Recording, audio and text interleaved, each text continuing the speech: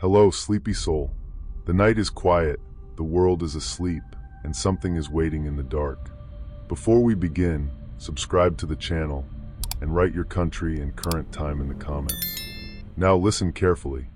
Have you ever heard a sound in a house and known, before your brain could explain it, that it was not supposed to be there? Not a creak, not pipes, not wind pushing against old wood. A sound with intention behind it. 3 knocks. Slow, patient, like someone on the other side of a door already knew you were awake. My name is Ethan Miller. I'm 32 now, but this happened when I was 28. At the time, I lived in a small town in western Pennsylvania, the kind of place where everybody knows your car before they know your name. I worked at a hardware store during the week and helped my dad with small construction jobs on weekends. My life was ordinary, painfully ordinary, honestly. I'd wake up, go to work, come home smelling like sawdust and metal shelving, eat whatever I could microwave, and fall asleep watching the same shows I had already seen. Nothing dramatic ever happened to me. I wasn't the kind of person who believed in ghosts, curses, haunted houses, or any of that. I thought stories like that were either made up or exaggerated by people who wanted attention. Then my grandmother died. Her name was Margaret Miller, but everyone called her Maggie. She was 87, stubborn as a fence post, and lived alone in a 2-story farmhouse about 15 minutes outside town. The house sat at the end of a gravel road, with cornfields on one side and thick woods on the other. In summer, it looked peaceful. In winter, it looked forgotten. Grandma Maggie had lived there since the 1950s. My grandfather died before I was born, and after that, she never remarried. She raised my dad and his sister there, grew vegetables behind the shed, canned peaches, watched the same Weather Channel every morning, and never let anyone touch the upstairs room at the end of the hall. That room was locked for 40 years. I'm not exaggerating. My dad told me that, when he was a teenager, the room used to be his younger brother Paul's bedroom. I didn't even know my dad had a brother until I was maybe 12. Paul died when he was 9. The family never talked about it much. All I ever heard was that it was an accident, something that happened at the house, and that Grandma never recovered from it. After Paul died, she locked his room and never opened it again. At least, that was the story. When Grandma passed, it wasn't sudden. She had been sick for a while, and the family knew it was coming. Still, when it happened, the house felt different almost immediately. Not haunted, just empty in a way that made you lower your voice without knowing why. My dad inherited the property, but he had no interest in living there. The plan was simple. We would clean the place out, keep a few sentimental things, sell what we could, and put the house on the market. That was how I ended up sleeping there. My parents lived about 40 minutes away. My aunt lived in Ohio, and I was the only one with a flexible enough schedule to stay at Grandma's house for a few nights and sort through boxes. I didn't mind. It sounded quiet, and I liked old houses. I figured I'd spend a week digging through dusty closets, listening to music, and maybe finding some old family photos. The first night, my dad and I carried in cleaning supplies, trash bags, and a cooler of food. The house smelled like old paper, lemon furniture polish, and that stale warmth old houses get when they've been closed up for too long. Everything looked exactly like I remembered from childhood. The brown couch with the crocheted blanket, the glass candy dish on the coffee table, the little framed picture of Jesus above the staircase, the kitchen table with the vinyl cover, the hallway clock that ticked too loudly, and upstairs at the very end of the hall was the locked room. The door was painted white, though the paint had yellowed over time. It had a brass knob, dull from age, and an old keyhole underneath. No nameplate, no decoration, nothing on it at all. But unlike every other door in that house, that one felt watched. I know that sounds stupid. Doors can't watch you. But standing in that hallway, looking at it, I felt like the house had arranged itself around that one room. My dad came up behind me with a box of trash bags. "Still locked?" I asked. He didn't look at the door right away. "Yeah," he said. "She never opened it. Do we have the key?" He let out this short laugh, but it didn't sound amused. "Your grandma had a key ring with about 40 keys on it. One of them probably fits." We'll deal with it later. There was something in his voice that made me turn toward him. You okay? He nodded too quickly. Just weird being back. I didn't push it. That night, after my dad left, I slept in the guest room across from the bathroom. The old farmhouse settled around me with all its normal noises. The furnace hummed. Wind moved through the trees outside. Somewhere downstairs, the fridge clicked on and off. I fell asleep around midnight. At exactly 3 a.m., I woke up. Not gradually, not from a dream. I opened my eyes like someone had said my name. For a few seconds, I lay there in the dark, listening. The room was cold enough that my nose felt numb. The hallway outside my door was pitch black, except for a faint strip of moonlight coming from the stairwell window. Then I heard it. Knock, knock, knock. 3 slow knocks. They came from the end of the hall. I didn't move. I just stared at the open crack of my bedroom door and listened until my breathing sounded too loud. My first thought was that someone was downstairs. Maybe a neighbor. Maybe my dad had come back and didn't want to scare me. But the knocks hadn't come from downstairs. They had come from upstairs. From that room. I sat up, heart thudding, and grabbed my phone from the nightstand. It said 3 a.m. exactly. Not 2:59. Not 3:01. 3 o'clock. I turned on the flashlight and stepped into the hall. The air felt colder out there. I aimed the light toward the end of the hallway. The locked door was closed, the same as before. Nothing moved. No footsteps. No whisper. No sound at all except the old clock downstairs ticking through the floorboards. Hello, I said. My voice sounded weak. No answer. I took a few steps forward, slowly, feeling ridiculous. I wanted to laugh at my own paranoia, but the whisper of footsteps from the hallway made me freeze, every nerve screaming that I was not imagining this. Except there were no footsteps. Just the house settling. That's what I told myself.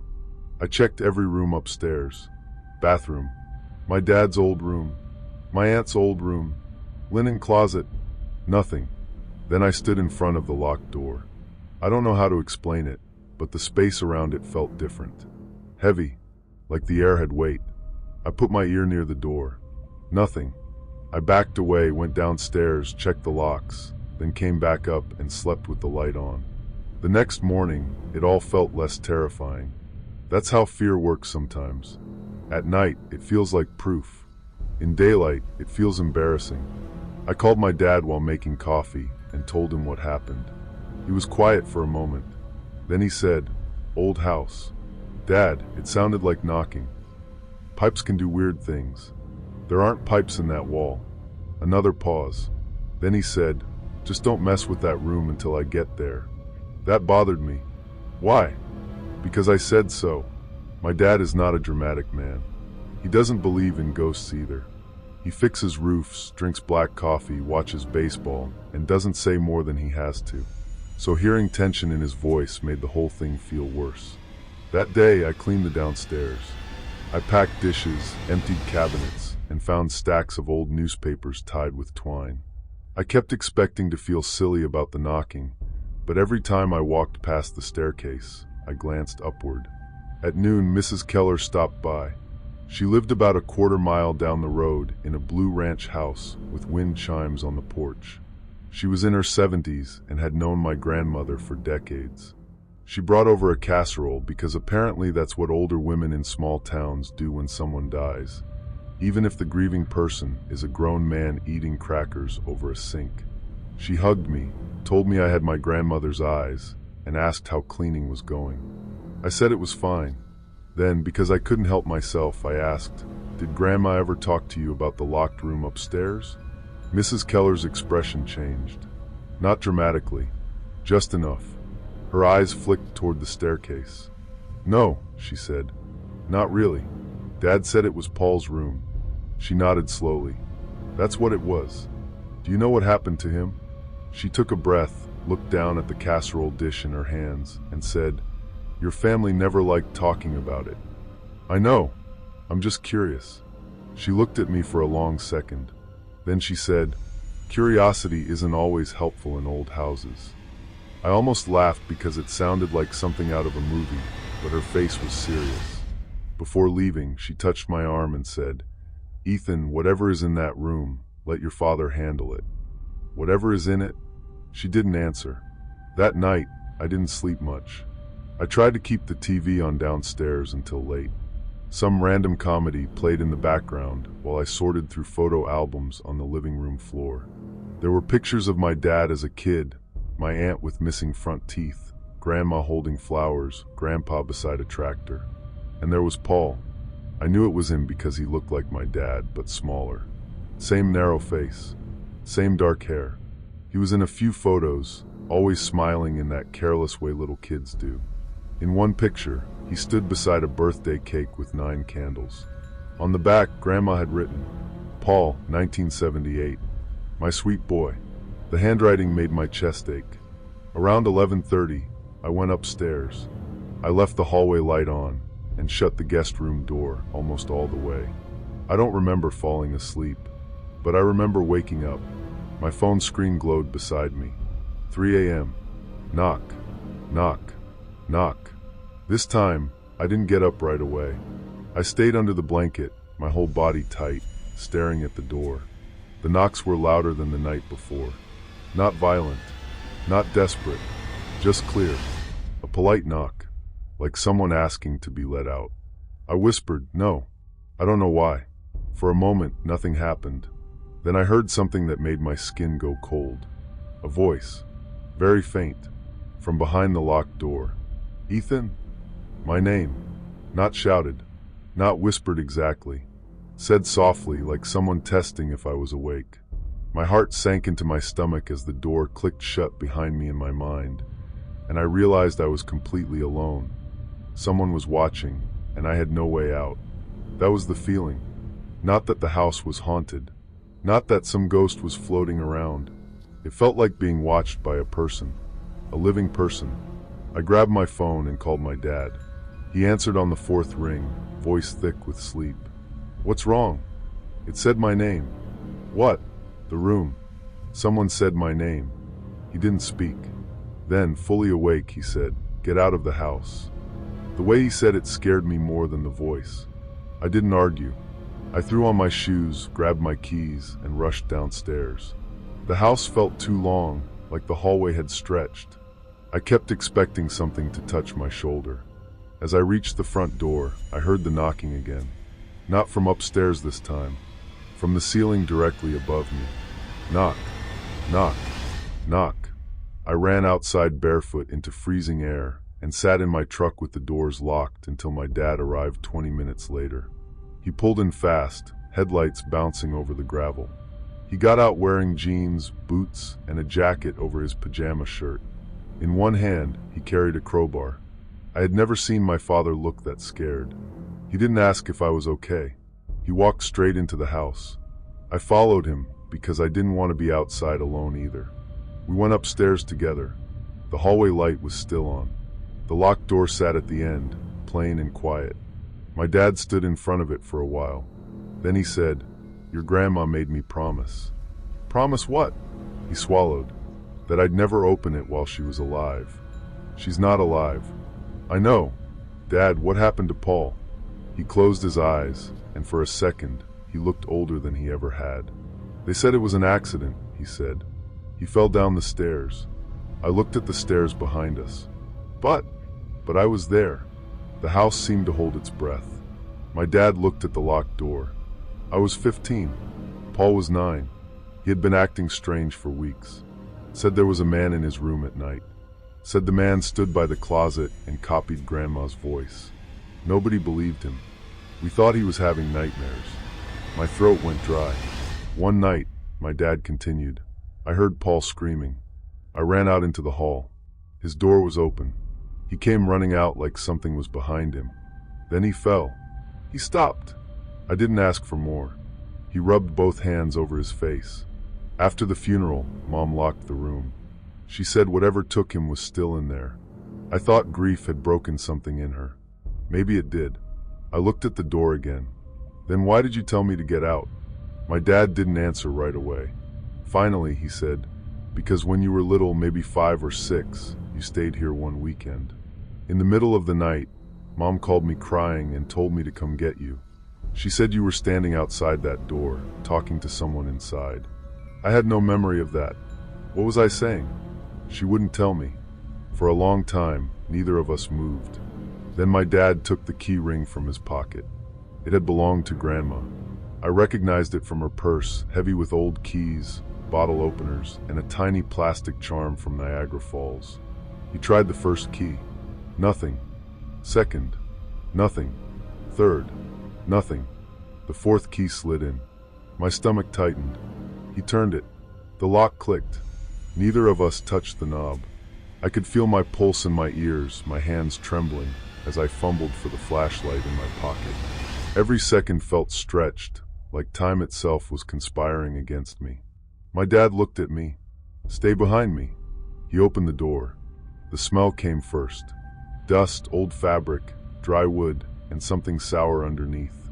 Not rot exactly. More like air that hadn't been breathed in decades. The room was small. A child's room.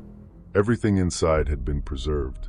A twin bed with a faded blue blanket. A wooden dresser. Baseball cards taped to the mirror. A toy truck on the floor. A shelf with little plastic soldiers. Curtains with yellow stars. And on the wall beside the bed, written in pencil, were dozens of marks. At first, I thought they were height measurements. Then I stepped closer. They were tally marks. Groups of three. 3 vertical lines, again and again, covering the wall from waist height down to the floor. My dad whispered, "Jesus." On the dresser was a framed photo of Paul. In front of it sat a little ceramic angel. Everything was coated in a thick layer of dust. Everything except the floor near the closet. That part was clean. A narrow path in the dust ran from the door to the closet. I pointed. Dad. He saw it too. For one stupid second, I thought maybe Grandma had come in here recently. Maybe she had been cleaning. Maybe she had been keeping the room up in secret. Then the closet door creaked. Just a little. My dad stepped back so fast he bumped into me. The closet door was closed, but not fully. A black line showed between the door and frame. "Did you open that?" I whispered. "No." We stood there, both of us frozen, grown men afraid of a child's closet. Then something knocked from inside it. Knock. Knock. Knock. My dad grabbed my arm and pulled me out of the room. We slammed the door, locked it, ran downstairs, and called the police. I know how that sounds. 2 grown men calling the cops because something knocked from a closet. But fear has a way of stripping away pride. We didn't care how stupid we sounded. We told the dispatcher we believed someone was inside the house. 2 officers arrived about 15 minutes later. One was a younger guy named Officer Briggs. The other was older, heavy-set, and clearly annoyed to be standing in an old farmhouse at 4 in the morning. His name was Daniels. We explained as much as we could without sounding completely insane. Locked room. Noise. Possible trespasser. They went upstairs with flashlights. My dad and I stayed at the bottom of the stairs. I heard them open the room. Floorboards creaked. Then one of them said, "Clear." The closet opened. More creaking. Nothing. Officer Daniels came downstairs looking irritated. "No one's up there," he said. "No signs of forced entry." "What about the dust?" I asked. "What about it?" "There was a path." He shrugged. "Old houses have drafts. Animals. Mice. Mice don't knock." He looked at me like he had already decided I was wasting his time. Officer Briggs was quieter. He kept glancing up the stairs.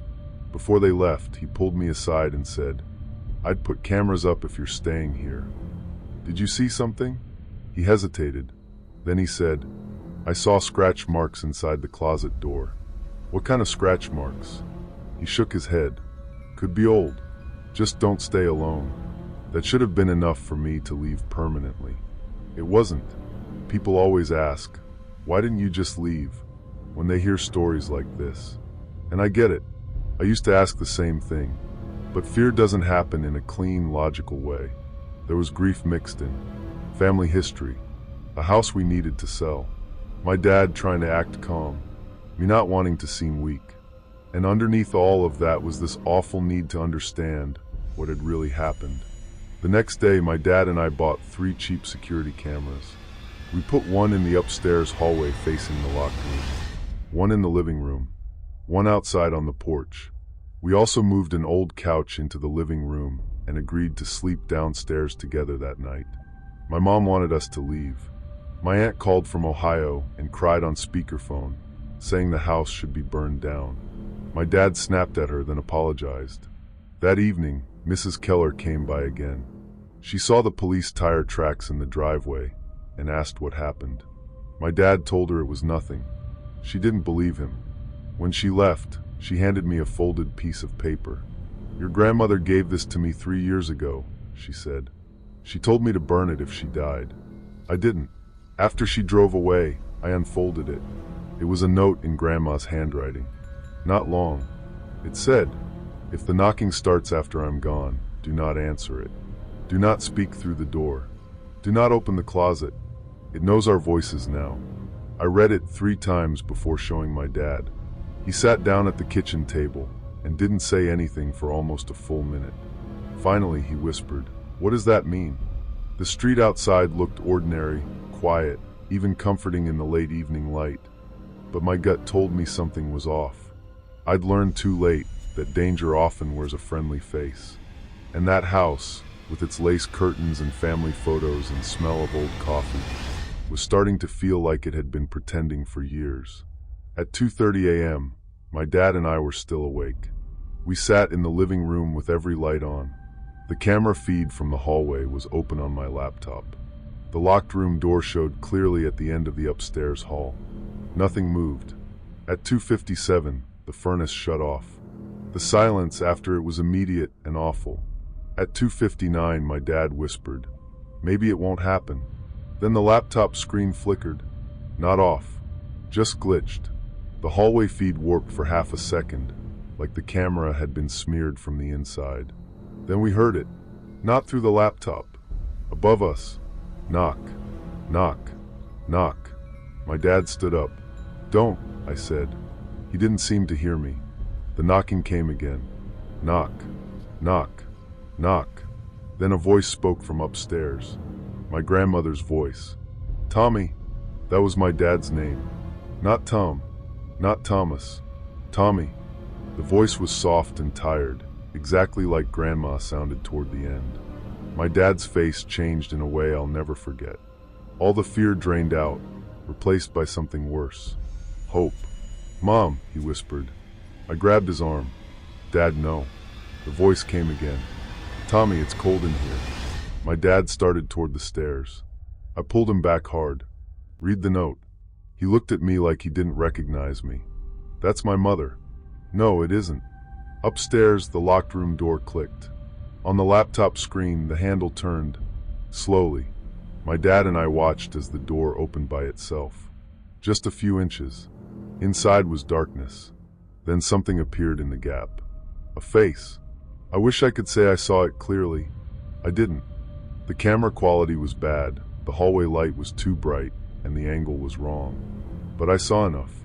It was pale, low to the ground, too still, like someone crouching behind the door. The voice said, "I kept him safe." My dad made this broken sound and ran upstairs. I went after him, shouting his name. That was the turning point. The moment when it stopped being strange noises and family secrets and became something that could take someone right in front of me. My dad reached the hallway before I did. The locked room door was open. He stood in front of it, staring inside. "Dad," I said. He didn't move. I stepped closer and saw his shoulders shaking. From inside the room came a child's voice. "Tommy." My dad whispered, "Paul." I grabbed his jacket and yanked him back as hard as I could. At that exact second, something slammed the door from inside. Not shut, open. The door flew outward and hit the wall with a crack. The hallway light burst. Everything went dark. My dad fell backward into me. We both hit the floor. From inside the room came the sound of movement. Fast, dragging movement. I didn't see what came out. I'm grateful for that. All I saw was a darker shape in the dark, low and quick, moving across the threshold. My dad screamed. Not words, just panic. I pulled him by the back of his jacket and dragged him toward the stairs. He kicked, scrambled, grabbed at the railing. We half fell down the steps together. Behind us, something knocked on the wall. Knock, knock, knock. But now it was following. Each set of knocks came lower down the stairwell. Halfway, then closer, then directly above us. We ran out the front door and into the yard. The porch camera caught part of what happened next. I've watched it once. I'll never watch it again. The front door stayed open behind us. The hallway inside was black. My dad and I stumbled across the gravel toward my truck. I dropped the keys. My hands were shaking so badly I couldn't pick them up. My dad kept saying, "I heard him. I heard Paul. I heard him." Then, from the front doorway, my grandmother's voice called my name. "Ethan." I froze. Not because I wanted to go back. Because the voice was right behind us. Not upstairs anymore. Behind us. I looked over my shoulder. Something stood just inside the doorway. It was shaped like a person, but wrong in the way a figure looks wrong when you see it through fog or dirty glass. The porch light didn't touch it properly. It didn't step outside. It just stood there, slightly bent, watching. Even after escaping, even with the safety of the police lights that would come later behind me, a small, cold part of me couldn't stop replaying the face I'd seen through the window. The calm, empty eyes that didn't blink. But that night, there were no police lights yet. There was only me, my father, the gravel under my knees, and my truck keys somewhere in the dark. Then Mrs. Keller's porch light turned on down the road. I don't know if she heard us screaming, or if she had been watching the house. Maybe both. Her front door opened, and she stepped outside with a flashlight. The shape in Grandma's doorway turned its head toward her house. That gave me enough time. I found the keys, unlocked the truck, shoved my dad inside, and reversed so fast I clipped the mailbox. Gravel spat against the underside of the truck. I didn't stop until we reached the main road. We called the police from a gas station. This time, they took us more seriously, mostly because my dad had a swelling bruise on his head from the fall, and I was shaking so badly I could barely talk. Officers searched the house again. They found nothing. The upstairs room was closed and locked. The hallway bulb was shattered, but they said old bulbs pop sometimes. The bedroom door had a fresh crack in the wall behind it where the knob had hit, but that didn't prove anything. The closet was empty. No intruder. No footprints. No hidden crawlspace. No person. Officer Daniels looked uncomfortable this time. Officer Briggs wouldn't meet my eyes. Then they found something in the room that none of us had seen before. Under the bed was a shoebox. It was covered in dust, tied with a piece of string. Inside were old cassette tapes, maybe 8 or 9 of them, each labeled in Grandma's handwriting by date. My dad didn't want to listen to them. I did. Not in the house. Never again in that house. We took them to my parents' place. My mom still had an old cassette player in the basement, one of those chunky silver ones with 2 tape decks. The first tape was from 1980, 2 years after Paul died. For the first few minutes, there was only static. Then Grandma's voice. She sounded younger, but tired. "It knocked again tonight," she said. 3 times at 3. I told Tom it was the pipes. I told Mary it was branches. I lied. There was a long silence. Then she said, "It used Paul's voice." My mother covered her mouth. My dad stared at the cassette player like it was a loaded weapon.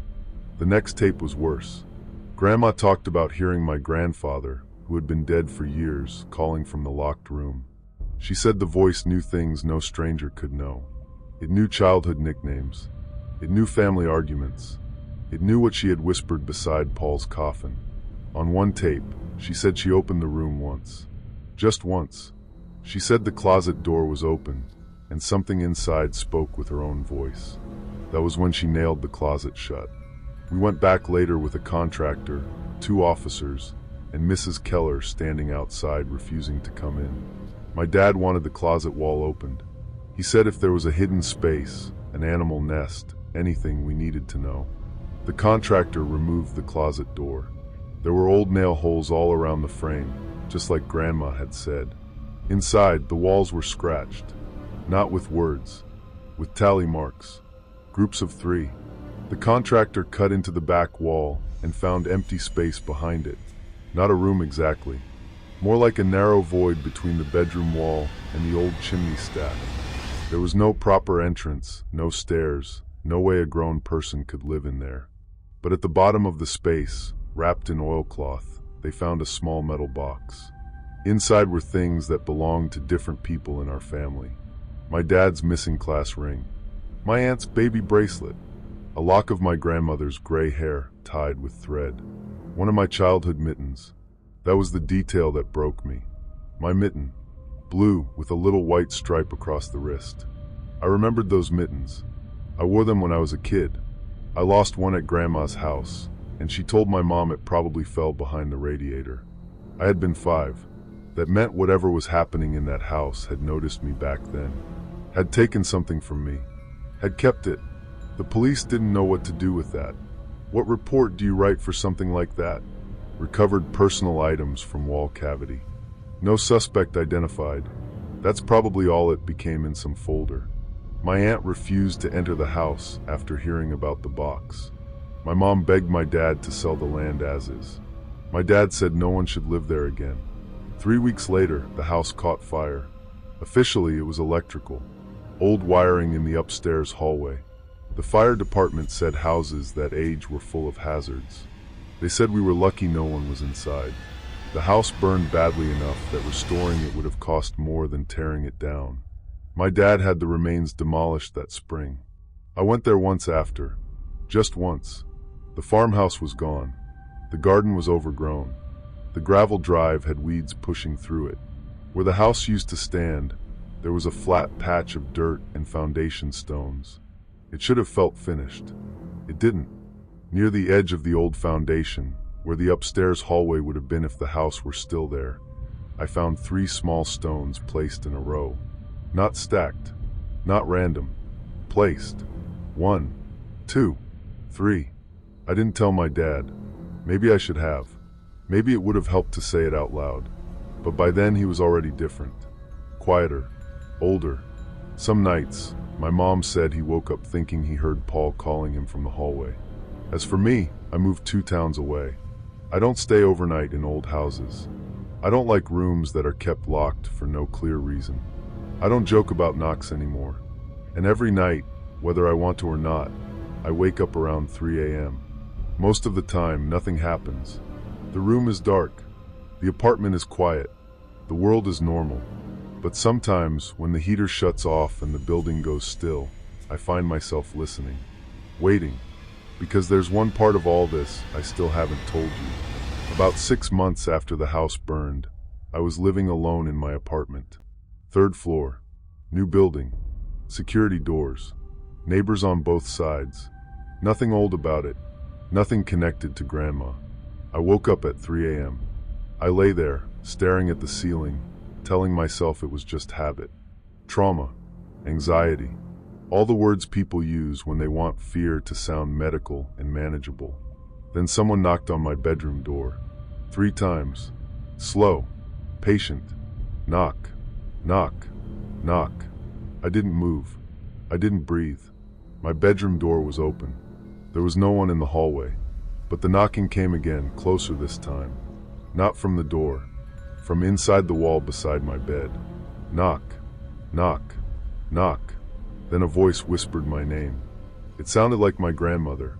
And then, softly, like a child trying not to wake the house, it said, "Ethan, I'm cold in here." I left that apartment before sunrise and never went back alone. People tell me grief leaves echoes. Houses make sounds. Trauma creates patterns where there aren't any. Maybe they're right. I hope they're right. But I still keep every closet door open when I sleep.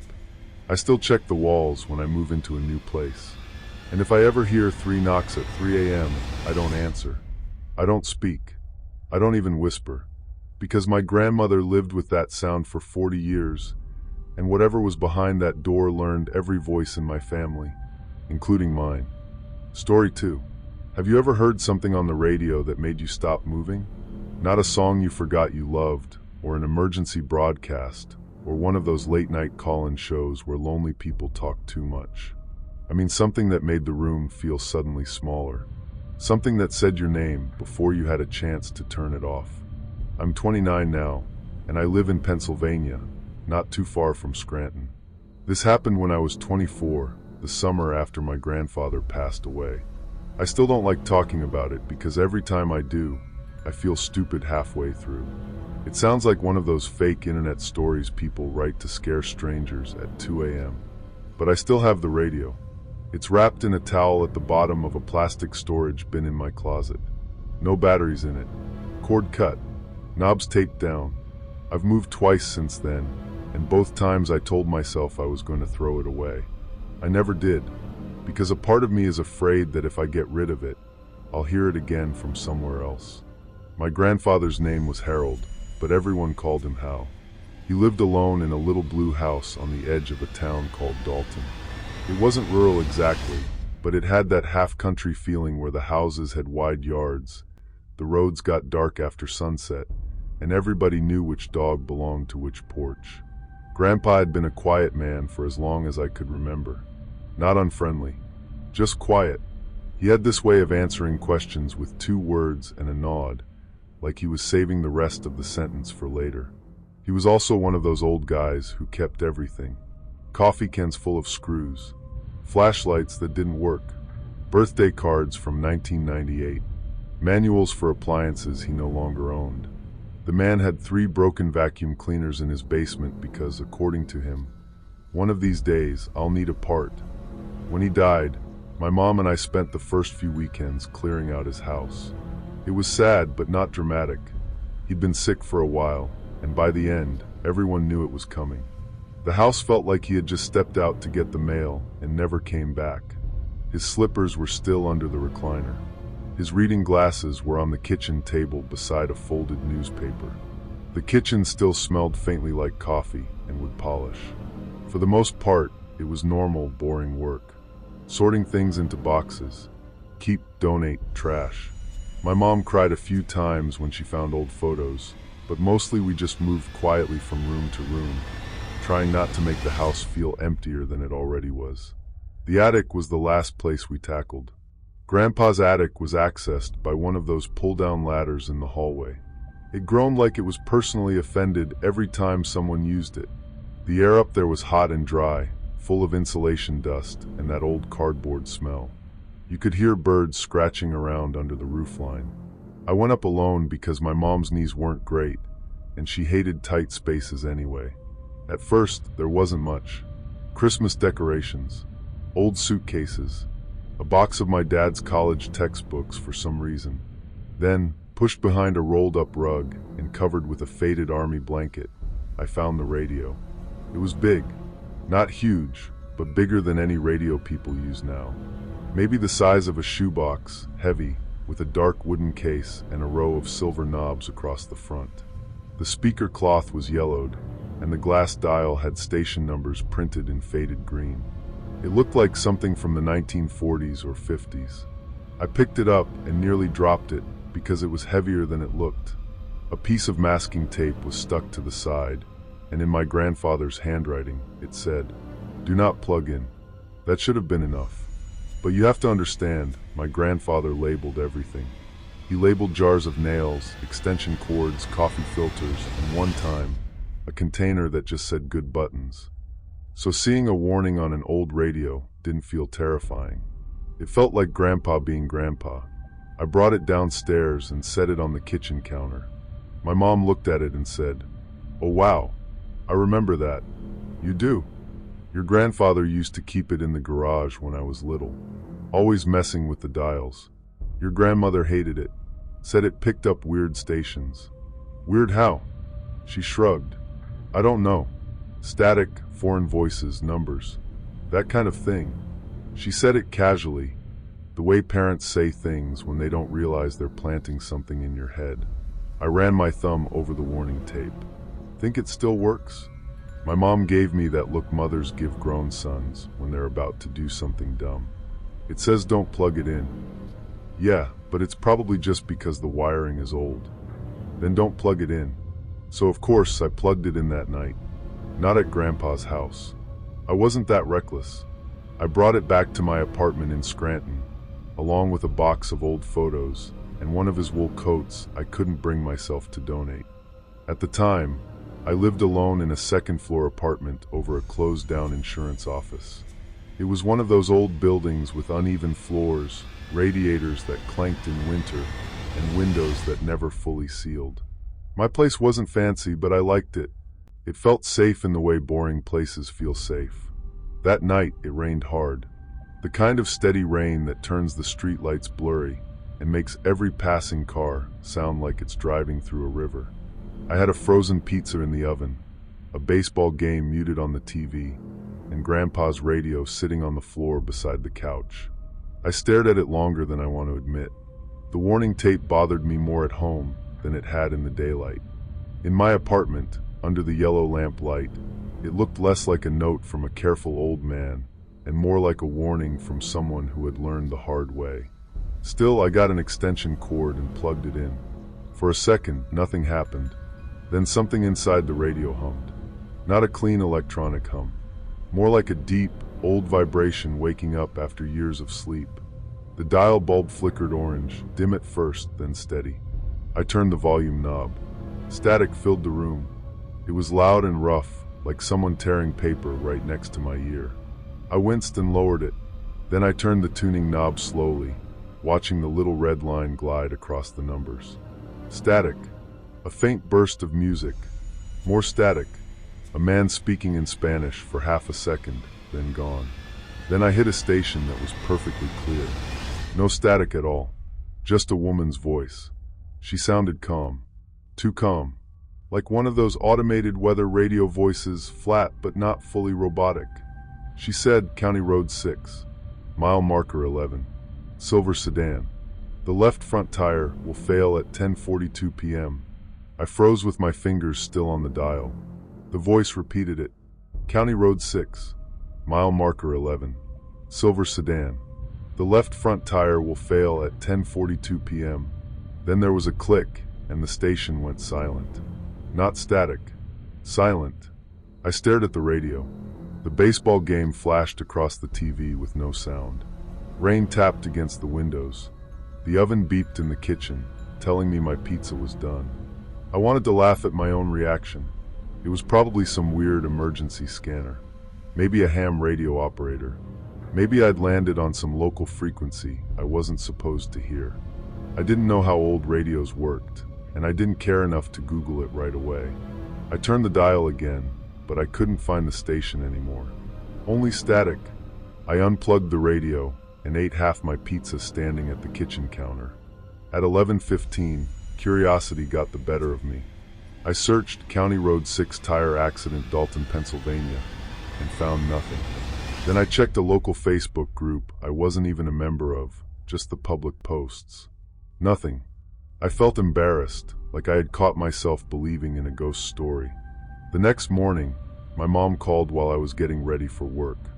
Did you hear about that accident near your grandfather's place? My hand stopped halfway through buttoning my shirt. What accident? On County Road 6 last night. That bad bend by the old quarry. Linda from church posted about it. A car went off the road. Driver's okay, thank God, but it looked bad. I sat down on the edge of my bed. What kind of car? I don't know. Why? I didn't answer right away.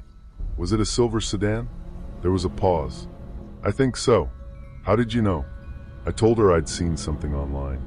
That was the first lie I told about the radio. And it wasn't the last.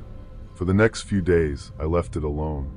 I went to work, came home, ate takeout, watched TV, tried to convince myself it was a coincidence. The kind of strange little thing life throws at you and then never explains.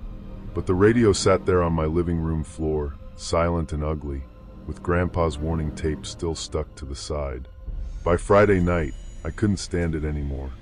I told myself I was just testing it. That was the word I used in my head. Testing. Like I was being rational. Scientific. I plugged it in at 10:30 p.m. The orange bulb glowed. Static breathed through the speaker. I turned the dial, slowly this time, trying to find that clean, empty place between stations. At 10:36, I found it. The same woman's voice came through. Maple Street Laundromat. Rear entrance. A woman in a green coat will forget her keys at 10:58 p.m. A click. Silence. That was it. No music. No call letters. No station ID. Just the message. I wrote it down on a receipt because my hands were shaking enough that typing felt too loud. Maple Street Laundromat. Rear entrance. Woman green coat. Keys. 10:58.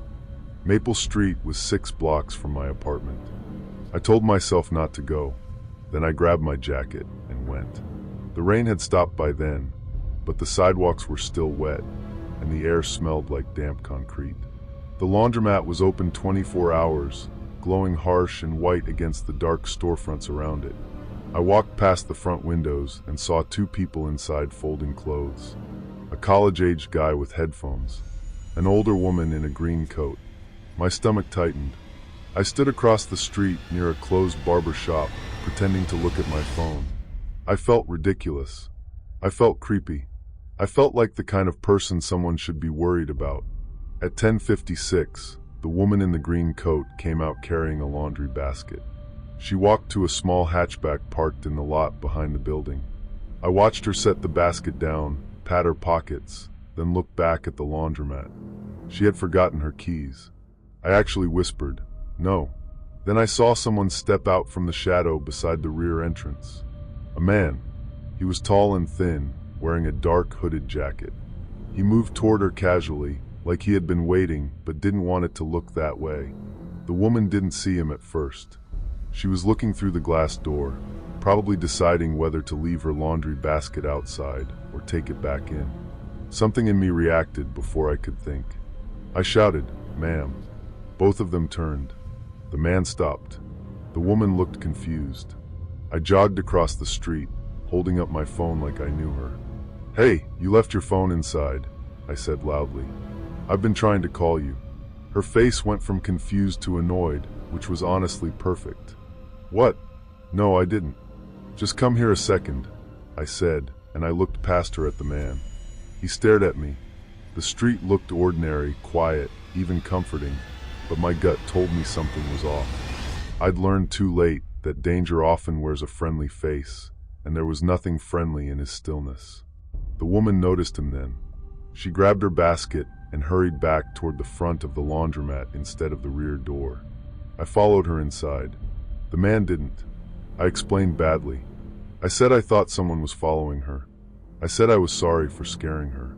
I didn't mention the radio because how do you tell a stranger an antique radio warned you she would forget her keys? She thanked me, but in that careful way people do when they're not sure whether you're helpful or insane. When I looked outside again, the man was gone. That night, I didn't sleep much. The next morning, I called my mom and asked more about the radio. She didn't know much. She said Grandpa had been obsessed with it for a while when she was young, then suddenly put it away. What do you mean obsessed? I mean he'd sit in the garage at night listening to static. Your grandma would yell at him to come inside. I remember them fighting about it once. What did they fight about? My mom went quiet for a moment. She said he was scaring the kids. What kids? Me and your uncle. With the radio? With what he said it was telling him. I felt cold. What did he say?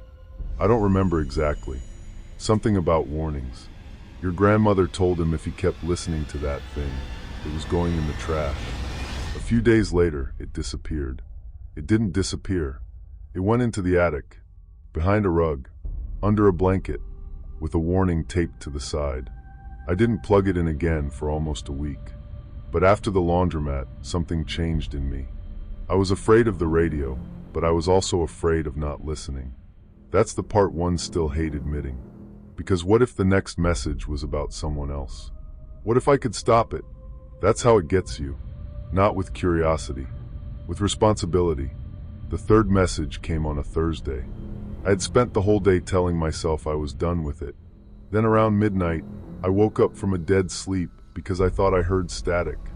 Not loud, just faint, like a whisper under the door. I sat up in bed. My apartment was dark except for the blue glow of my alarm clock. For a few seconds, I just listened. The radiator clicked. A car passed outside. Rainwater dripped from a gutter. Then I heard it again. Static. From the living room. I got out of bed slowly, telling myself I had probably left the TV on. But the closer I got to the living room, the clearer it became. The radio was on. I know what you're thinking. Maybe I left it plugged in. I didn't. I know I didn't, because I had wrapped the cord around the back and tucked it under the handle. But there it was, sitting on the floor beside the couch, the orange dial glowing like an eye. The cord was plugged into the wall. My heart sank into my stomach as the door clicked softly behind me in the draft from the hallway. And for one horrible second, I realized I was completely alone, and yet the room no longer felt empty. The woman's voice came through the speaker. Second floor. Apartment above the insurance office. Back window. 12:17 a.m. I couldn't move. The voice repeated. Second floor. Apartment above the insurance office. Back window. 12:17 a.m. Then a click. Silence. My apartment was above an old insurance office. I looked at the microwave clock. 12:15. I backed away from the radio. I wanted to laugh at my own paranoia, but the whisper of footsteps from the hallway made me freeze, every nerve screaming that I was not imagining this. Except the footsteps weren't in the hallway. They were outside, on the fire escape. My bedroom had one window that opened onto a metal fire escape facing the alley. I never used it. Nobody used it. It was rusted and always smelled faintly like old rain. I crept toward the bedroom, holding my breath. At first, I saw only darkness beyond the glass. Then something moved. A face appeared at the window.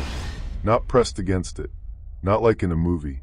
Just close enough for the streetlight from the alley to catch the shape of a forehead, a nose, and two eyes. Calm eyes. Empty eyes. Eyes that didn't blink. I stumbled backwards so hard I hit my dresser. The face vanished. Then the window frame jerked upward. I had forgotten to lock it. I ran. Not to the front door, which would have taken me past the living room and the radio. I ran to the bathroom and locked myself inside. My hands were shaking so badly I almost dropped my phone. I called 911. I don't remember exactly what I said. I remember whispering at first, then the dispatcher telling me to speak clearly. I remember saying someone was on my fire escape, someone was trying to get in, and I was locked in the bathroom. From the other side of the door, I heard my bedroom window slide open. That sound is still one of the worst things I've ever heard. Not loud, just final. The scrape of wood, the little bump when it reached the top. Then footsteps inside my bedroom. Slow ones. I pressed myself into the corner between the tub and the sink with one hand over my mouth. The dispatcher was still talking, but I couldn't process the words. All I could hear was the floor creaking. My apartment was small. Bedroom to hallway. Hallway to living room. Bathroom in between. The footsteps stopped outside the bathroom door. I could see a shadow at the gap near the floor. The doorknob turned once. Locked. A soft knock followed. Just one. Then a man's voice, low and almost polite, said, "You shouldn't have listened." I didn't answer. He stayed there for maybe 10 seconds. Maybe a minute. Time didn't work right in that bathroom. Every second stretched, like the whole world was holding its breath with me. Then the footsteps moved away. I heard the living room floor creak. I heard the radio hiss with static again. Then his voice, not through the door but through the radio speaker, said, "Tomorrow night." Police arrived 7 minutes later. By then he was gone. They found my bedroom window open. Mud on the fire escape. A partial shoe print on the sill. Nothing stolen. No sign of forced entry because, again, I had forgotten to lock the window. The officers were professional, but I could tell they didn't know what to do with me. A man had climbed into my apartment, yes. That part was real. But when I tried to explain the radio, I watched their faces change. They didn't laugh. I almost wish they had. They just got careful. One officer asked if I had been drinking. Another asked if I was on any medication. They took the radio's information down like it was a weird detail they were including to be polite. I called my mom from the sidewalk while the cops were still upstairs. When I told her someone had broken in, she started crying. When I told her the radio warned me first, she stopped. "What did you just say?" I repeated it. She didn't speak for a while. Then she said, "Get out of that apartment." "I am.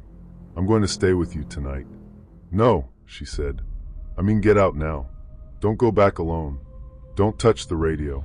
Bring it here only if the police take it first." Something in her voice scared me almost as much as the man at the door. My mom had never been dramatic, not once in my life. But right then, she sounded like a little girl repeating a rule she'd been taught long ago.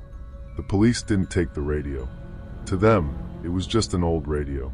They looked at it, unplugged it, checked the back panel, and told me maybe someone had been using it to scare me.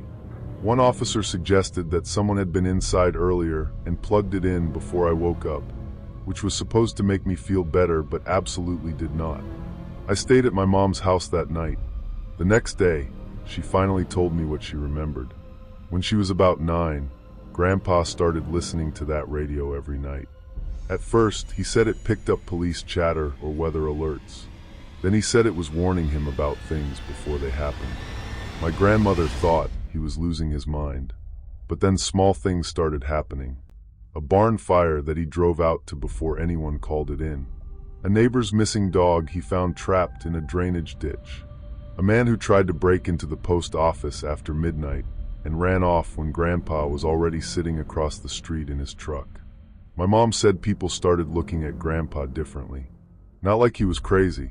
Worse, like they were afraid he knew things. Then one night, the radio gave a message about my uncle, who was 13 at the time. Something about the old footbridge by the creek. Grandpa panicked, grabbed his coat, and drove there. He found my uncle with 2 older boys who had dared him to climb onto the outside rail of the bridge. Nobody got hurt, but my grandmother lost it after that. She said the radio wasn't warning him. It was leading him. I asked my mom what that meant. She shook her head. "I don't know. That's just what she said." After that, Grandpa put the radio away and never talked about it again. Or at least, he didn't talk about it to them. I couldn't stop thinking about the man's voice. You shouldn't have listened. That wasn't a ghost voice. It wasn't some mysterious woman from another world. It was a real man, standing outside my bathroom door, breathing the same air as me. And he knew about the radio. The police put an extra patrol near my apartment for a few nights, but I didn't stay there. I crashed at my mom's and drove back during the day with my friend Mark to pack clothes and take photos for the landlord. Mark was the kind of friend who tried to make jokes when things were bad. At first, he kept saying stuff like, "Man, you need better locks," and "Your grandpa left you the world's worst inheritance." But when we got to my apartment, he stopped joking. The place felt wrong. Even in daylight, with the blinds open, it felt like someone had just stepped out and might come back at any second. My bedroom smelled like wet metal from the open fire escape window. There was dirt on the floor, and the radio was sitting on the coffee table. I didn't put it there. The last time I'd seen it, it was on the floor beside the couch. Mark noticed my face. "What? I didn't move that." He looked at the radio, then at me. Maybe the cops did. Maybe. We both knew that didn't feel right. Then Mark pointed at something stuck under the tuning knob, a folded piece of paper. I didn't touch it. He did. It was a page torn from one of my grandfather's old notebooks. His handwriting covered both sides, cramped and shaky. At the top, he had written, "It is not a station." The rest was harder to read. Some parts were dates. Some were names. Some were phrases that made no sense. Same voice every time. Events become worse when ignored. Someone repeats the warnings after broadcast. Do not respond if it uses your name. Transmission source moves. And near the bottom, not predicting, scheduling. That was when the whole thing shifted in my head. Not predicting, scheduling. The radio wasn't telling the future. Someone was announcing plans. Maybe things Grandpa heard decades ago weren't supernatural at all. Maybe there had always been someone out there, broadcasting these little events before making them happen. Or maybe different people had used the same frequency over the years. I don't know, but the man in my apartment had said, "You shouldn't have listened," which meant he knew I had heard the messages. Maybe the radio didn't just receive. Maybe somehow it showed him when someone was listening. I know that sounds impossible. I'm not trying to explain it. I'm telling you what I was afraid of at the time. Mark wanted to smash it right there. I almost let him. But some stupid part of me thought the radio was evidence. So we put it in a cardboard box, taped it shut, and drove it to the police station. They took another statement. They kept the notebook page. They did not keep the radio. They said there was no clear evidence tying it to the break-in. That's the kind of sentence that makes you realize how much of real life depends on paperwork. No clear evidence. A man had been in my apartment. His voice had come through the radio. My grandfather had written warnings about it decades earlier. But there was no clear evidence. 2 nights later, the radio came on in my mom's garage. I had put it on a shelf, still boxed and taped. It was not plugged in. There were no batteries in it. I know because I checked. I was upstairs in my old bedroom, trying to sleep, when my mom screamed my name. I ran downstairs and found her standing at the door to the garage, one hand over her mouth. From inside the garage came static. Then the woman's voice. Red mailbox. White house. Mother at kitchen window. 1:03 a.m. My mom's house was white. Her mailbox was red. The kitchen window faced the backyard. I checked the time. 1:01. I grabbed my mom's arm and pulled her away from the door. Go to the front room, I said. Now. She didn't argue. I called 911 again. My voice was steadier this time, but my hands weren't. I could feel my pulse in my ears, my fingers trembling as I fumbled with the lock on the front door. Every second felt stretched, like time itself was conspiring against me. I turned off every light in the house except the porch light. Then I looked through the living room curtain. At first, nothing. The street was empty. The houses were dark. A porch flag down the block moved slightly in the breeze. Then I saw him, across the street, standing beneath the big maple tree in the neighbor's yard. Same dark jacket, same still posture. He wasn't trying to hide. He was looking straight at our house. My mom started crying quietly behind me. Not loud, just these small broken breaths that made me feel like I was 10 years old again and completely unable to protect her. The man lifted one hand. Not a wave exactly, more like he was showing me he knew I could see him. Then he pointed toward the side of the house. The kitchen. My whole body went cold. From the garage, the radio crackled again. This time it wasn't the woman's voice. It was him. Wrong window. The back door handle rattled. My mom screamed. I shoved the couch against the front door because panic makes you do dumb things. Then I grabbed a fireplace poker from the little stand beside the hearth, even though my mom's fireplace hadn't worked in years. The back door rattled again. Then something tapped the kitchen window. Once, twice, 3 times. Not hard enough to break it, just enough to say, I'm here. The 911 dispatcher told us officers were on the way and to stay inside a locked room if we could. My mom and I went into the hallway bathroom because it had no windows. I locked the door and stood there with the poker in both hands, feeling like an idiot and a child and a dead man all at once. The tapping stopped. For maybe 30 seconds, there was silence. Then we heard the garage door open. Not the big rolling door. The side door. The one my mom always forgot to deadbolt because it stuck in cold weather. Footsteps entered the garage. Slow. Careful. Then the radio grew louder. Static filled the house through the wall. The woman's voice came back, but now it was distorted, warped, like the speaker was underwater. Bathroom hallway. Son and mother. Door locked. My mom slid down the wall and covered her ears. The doorknob turned. I raised the poker with both hands. The man outside the bathroom door sighed. He sounded disappointed. Harold should have burned it. Then police lights flashed red and blue through the frosted window above the bathroom door. The man ran. We heard it clearly. Fast footsteps through the kitchen, into the garage, then out. A fence gate slammed in the backyard. Dogs started barking up and down the street. The police searched the neighborhood for almost 2 hours. They didn't find him, but they did find something. Behind my mom's garage, tucked under the shrubs near the gas meter, There was a small black device about the size of a deck of cards. I don't know the technical name for it. Some kind of transmitter or repeater, according to one of the officers. It had a wire antenna and a little battery pack taped to it. That was the first moment anyone looked at me like maybe I wasn't crazy. They searched my apartment building after that. Behind the insurance office, under the fire escape, they found another device stuck behind a drain pipe. Someone had been close enough to place it there. Someone had been watching long enough to know where I lived, where my mother lived, which window was hers, which door she forgot to lock. The detective assigned to the case was named Ramos. He was patient, which I appreciated, but I could tell he didn't like anything he couldn't put into a clean report. He asked if Grandpa had any enemies. I almost laughed. Grandpa? Enemies?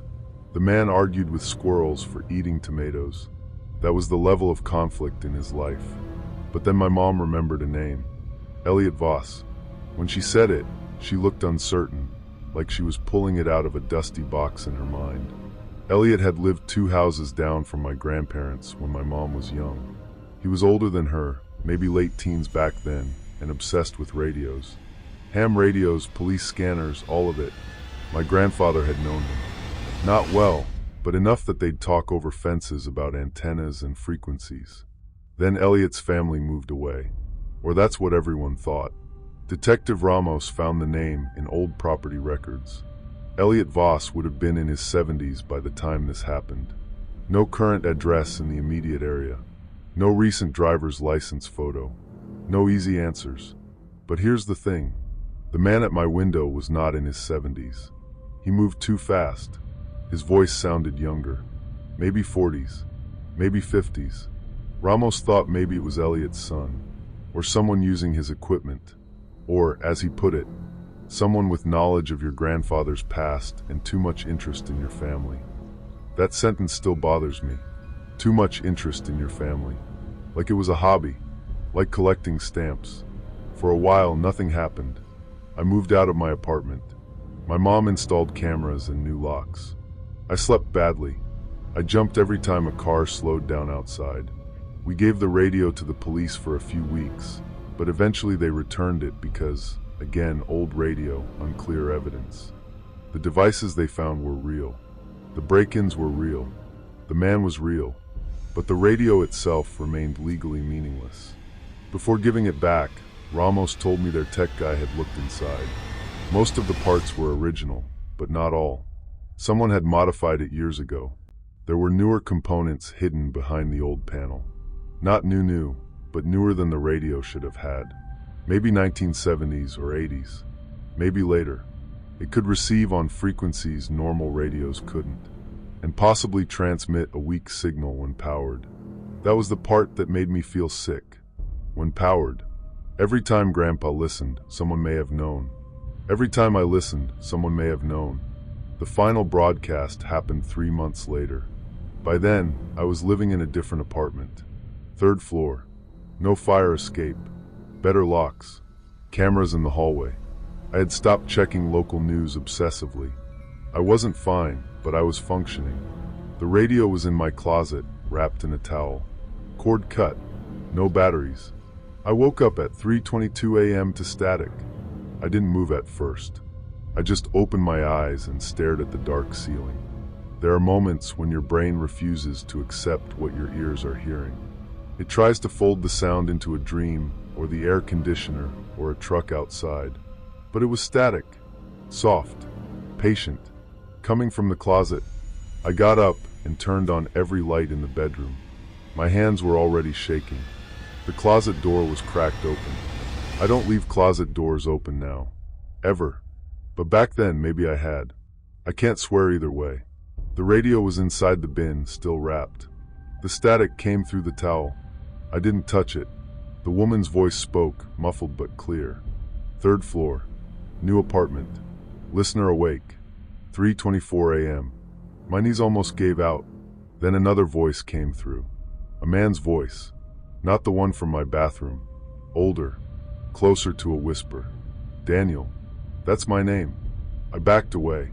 Daniel, the voice said again. This is Harold. I stopped breathing. because it sounded like my grandfather. Not perfectly, not like he was standing in the room. It had that thin, distant quality old recordings have, but the rhythm was his, the tired softness, the way he said my name like he was half warning me and half apologizing. I didn't answer. Do not respond if it uses your name. Grandpa's warning came back, so clearly it felt like he'd written it on the wall. The voice continued. I'm sorry. I thought I could keep it quiet. Static swallowed the next few words.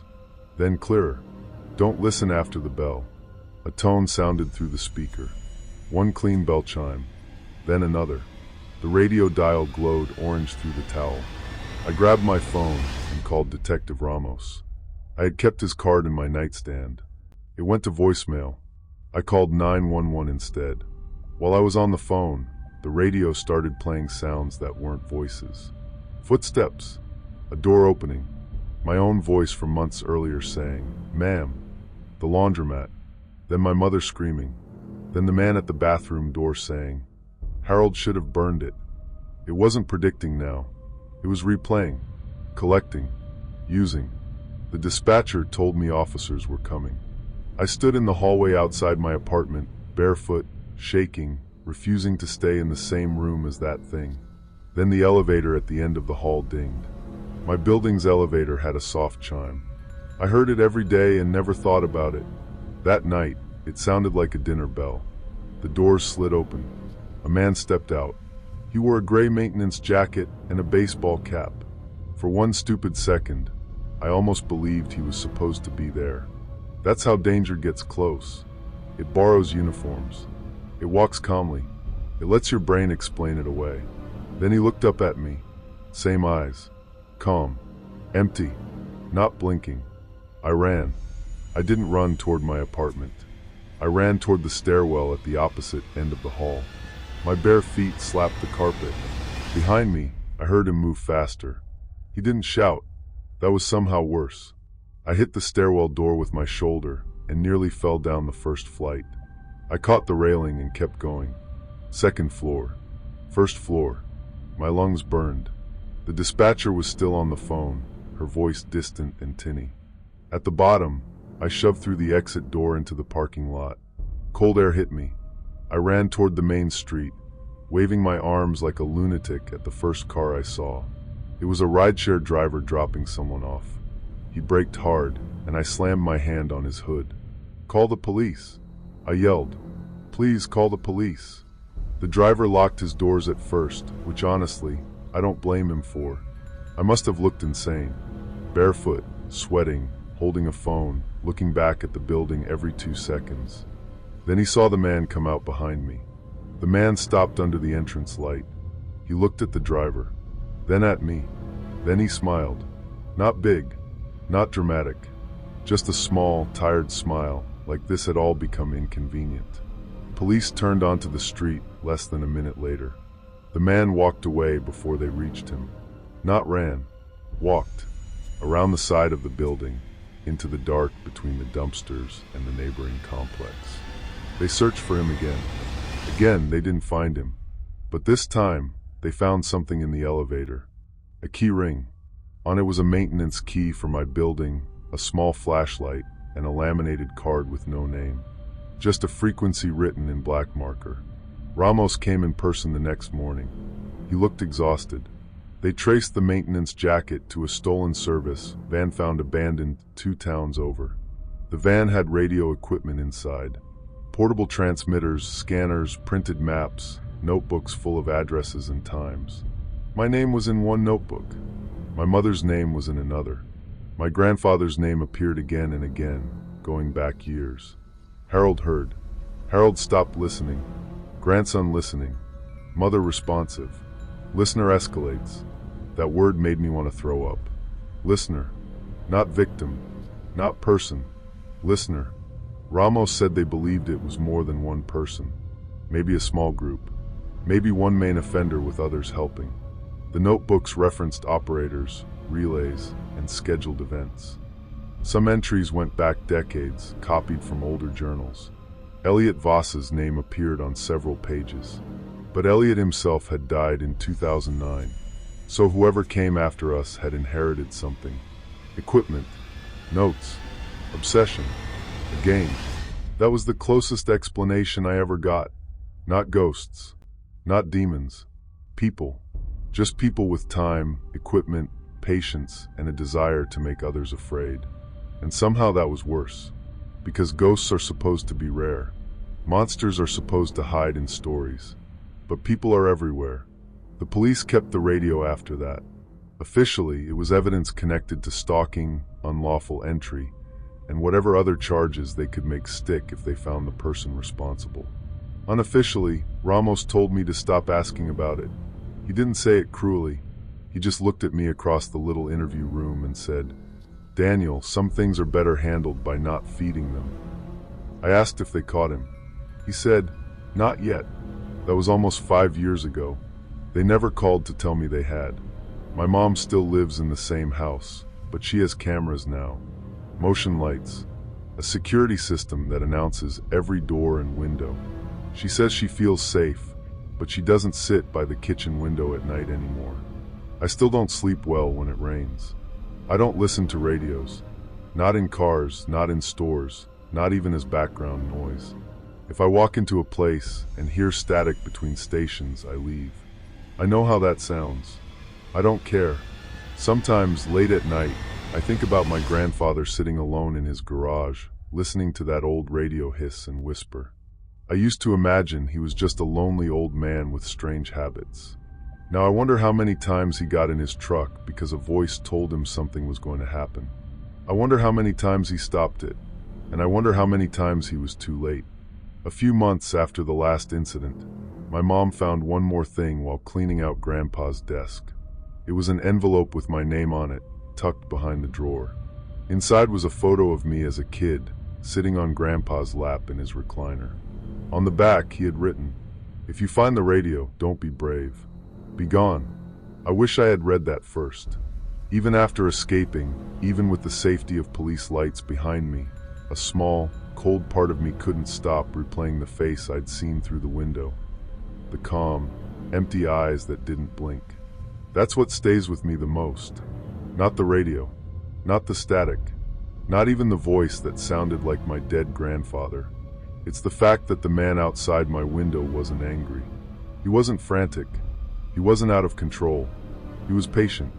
He had waited for me to listen.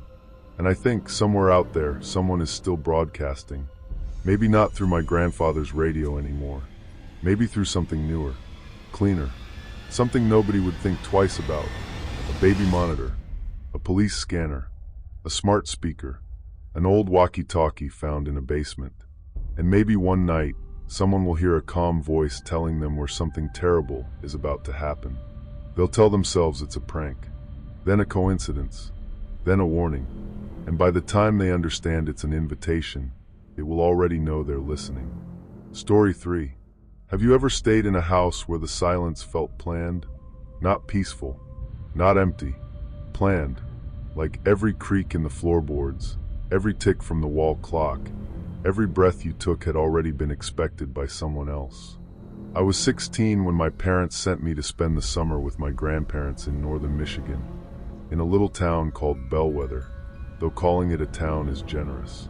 It was more like a road, a gas station, a church, a post office, and a few old houses spread out between pine trees and fields that looked silver at night. My name is Daniel. At the time, I was just a bored teenager who thought spending 2 months with old people was a punishment. My parents framed it like a gift. Fresh air, quiet mornings, fishing with Grandpa, baking with Grandma, no city noise, no distractions. What they really meant was they were getting divorced and didn't want me sitting around the house watching it happen. I knew that even then. They never said it directly, but kids always know more than adults think they do. I heard the late-night arguments through the vents. I saw my mom crying in the car when she thought I was still inside. I saw my dad sleeping on the couch with his work clothes still on. So when they asked if I wanted to spend the summer at Grandma and Grandpa's, I said yes. I didn't really want to go. I just wanted to be somewhere nobody was falling apart. My grandparents, Harold and June Whitaker, lived in the same white farmhouse my mom grew up in. It sat at the end of a gravel driveway, about half a mile off the main road, surrounded by cornfields on one side and thick woods on the other. The house had green shutters, a sagging porch, and those old lace curtains that made every window look like someone was standing behind it. When we pulled up, Grandma was already on the porch. She was small, with white hair pinned tight against her head and a blue cardigan buttoned all the way to her throat, even though it was hot outside. Grandpa stood behind her, tall and thin, one hand resting on the porch rail. He wore a plaid shirt tucked into brown pants and had the stiff posture of a man posing for a photograph. They smiled when I got out of the car, but they didn't come down the steps. That was the first thing I remember thinking was strange. Not scary. Not yet. Just strange. My mom hugged them both and talked too fast, the way she did when she was trying not to cry. My dad unloaded my suitcase without saying much. Grandma kept touching my shoulder and saying, "Look how grown you are, Danny," even though no one had called me Danny since I was 10. Grandpa didn't say much either. He just looked past us toward the tree line. At the time, I thought he was watching for deer. My parents left before dinner. My mom hugged me for a long time, then whispered, "Call me whenever you want, okay?" My dad gave me one of those awkward half hugs and said, "Help your grandparents out." Then they drove away. I stood in the driveway, watching the red taillights disappear between the trees, and for a second I felt like I had been left behind in another century. No neighbors close enough to see. No streetlights.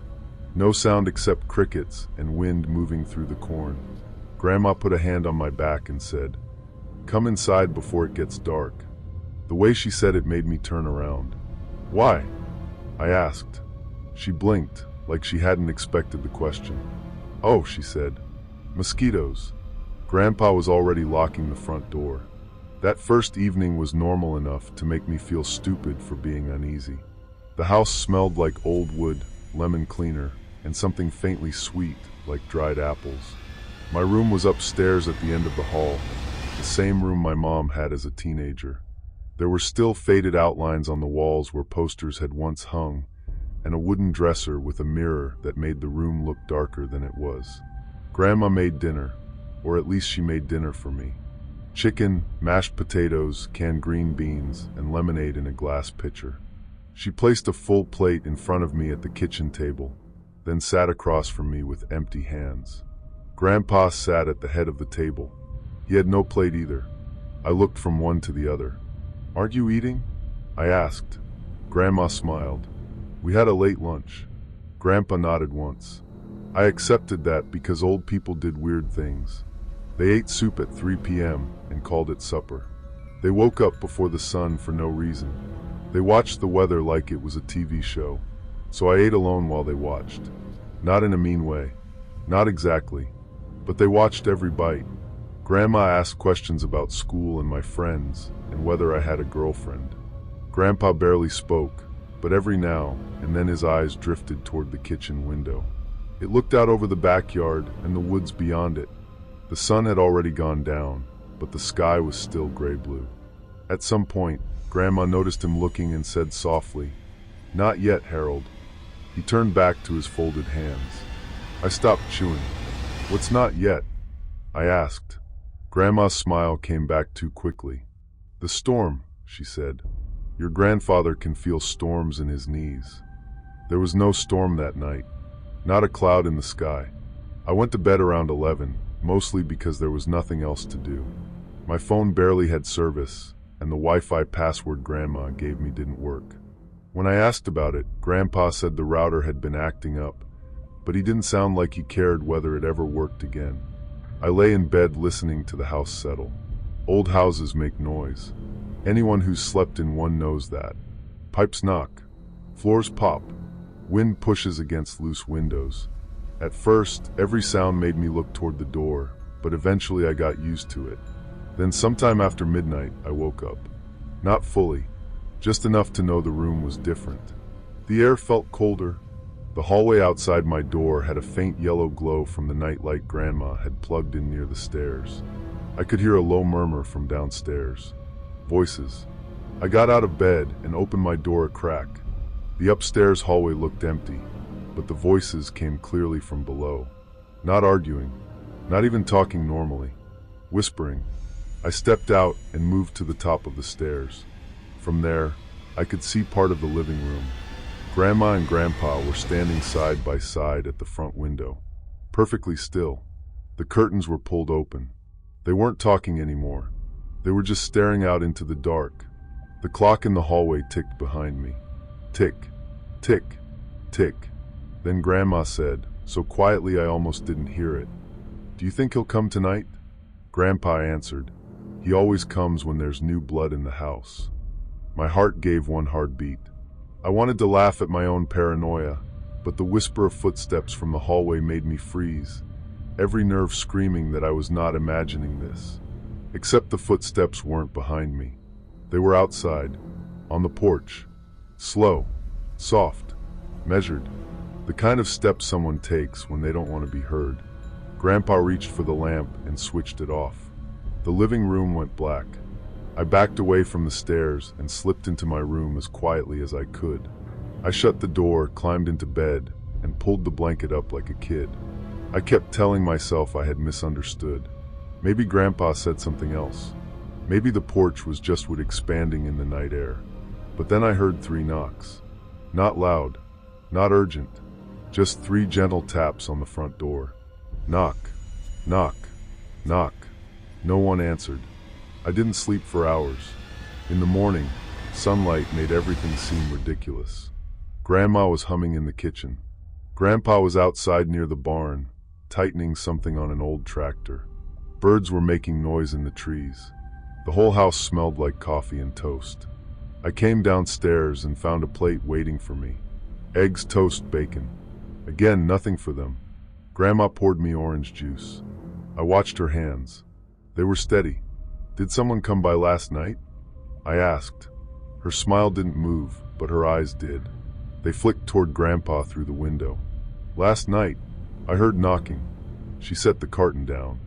"Old houses make sounds, Danny." It sounded like the front door.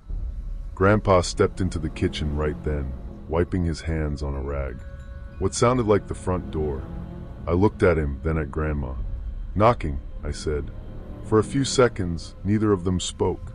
Then Grandpa said, "Raccoons get on the porch sometimes." "Raccoons knock." He folded the rag carefully. "They scratch." Grandma put a hand on my shoulder and squeezed too hard. "You were tired," she said. "First night in a strange place." That's all. I wanted to believe her. The street looked ordinary, quiet, even comforting, but my gut told me something was off. I'd learned too late that danger often wears a friendly face. That day I tried to settle in. Grandpa showed me the barn and the tools I was allowed to use. Grandma gave me a list of chores, small things like sweeping the porch, watering tomatoes, carrying laundry upstairs.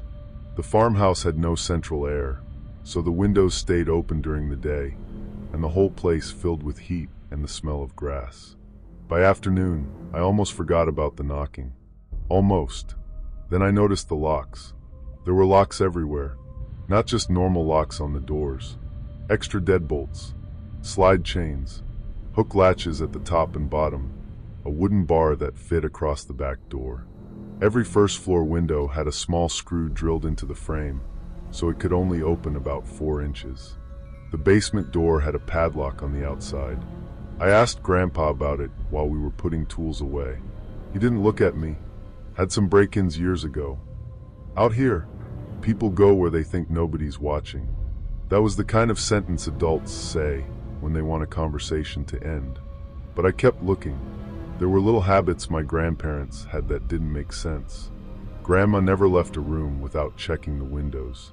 Grandpa never sat with his back to a door. They didn't use the phone after sunset. They shut off the porch light at exactly 11:45 every night. They never played music. They never watched TV loud enough to cover outside sounds. And they did not sleep. For the first week, I told myself they probably slept while I slept. But they didn't. Every night, I would wake up sometime after midnight, and every night they would be downstairs by the front window or the kitchen window, or sometimes standing in the hallway by the back door. Waiting. That was the only word for it. They weren't checking. They weren't guarding. They were waiting. On my 5th night there, I finally asked Grandpa directly.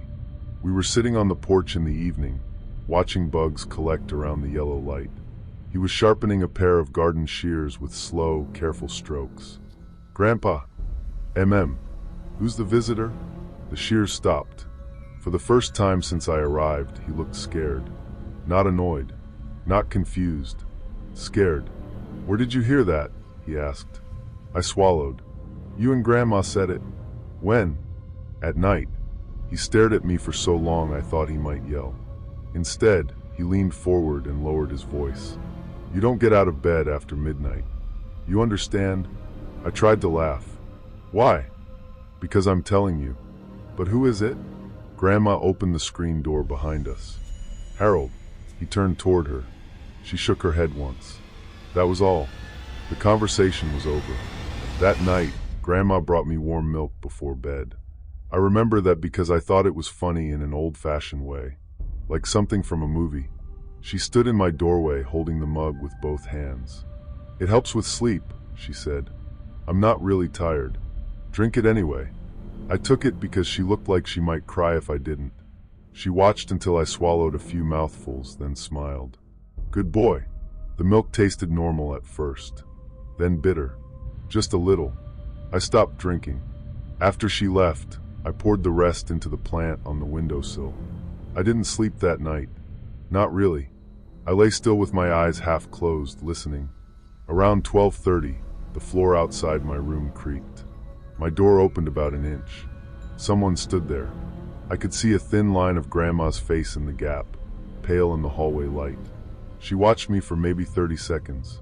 Then she whispered, "He's asleep." Another voice answered from the hallway. "Grandpa." "Good." The door closed. My heart sank into my stomach as the door clicked shut behind me, and I realized I was completely alone. Someone was watching, and I had no way out. I waited until their footsteps went downstairs. Then I got out of bed. I don't know why I did it. Curiosity is a stupid thing when you're scared. It makes you brave in the worst way. I moved barefoot across the floor and opened the door slowly, praying the hinges wouldn't squeal.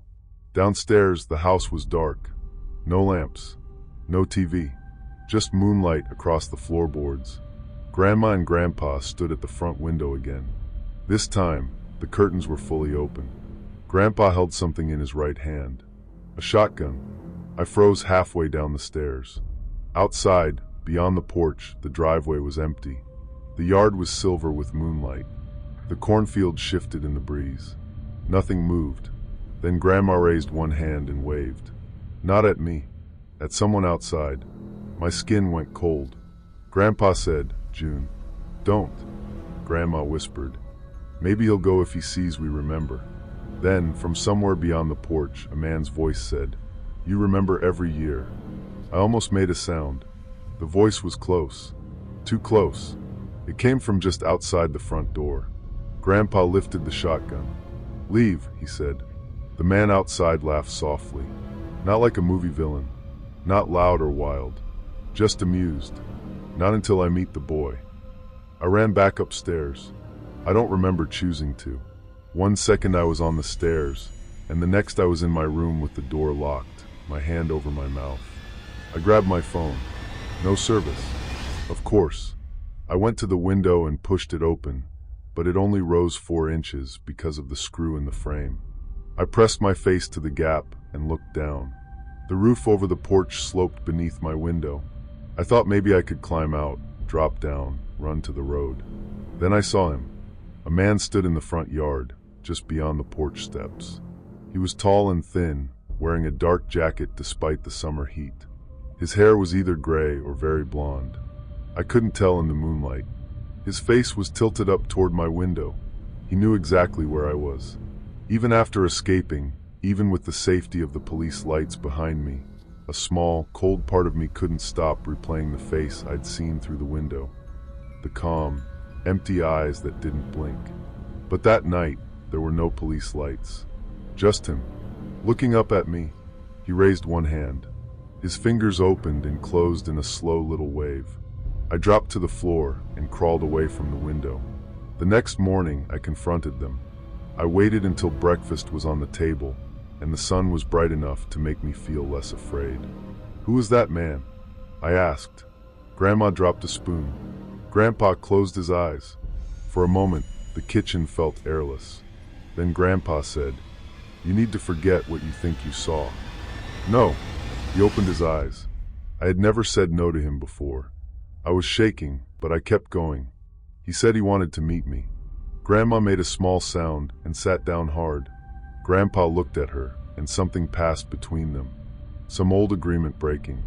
Finally, he said, "His name is Elias Voss." Grandma whispered, "Harold, don't. He's old enough." "No, he isn't." I looked between them. "Who is Elias Voss?" Grandpa rubbed his face with both hands. "He was a boy who lived down the road when your mother was little. Troubled family. Bad father. Mother gone. He used to come here for meals sometimes." Grandma stared at the table. "We fed him," she said. "We let him sit in the kitchen. He liked your mother. Too much." That last part made my stomach tighten.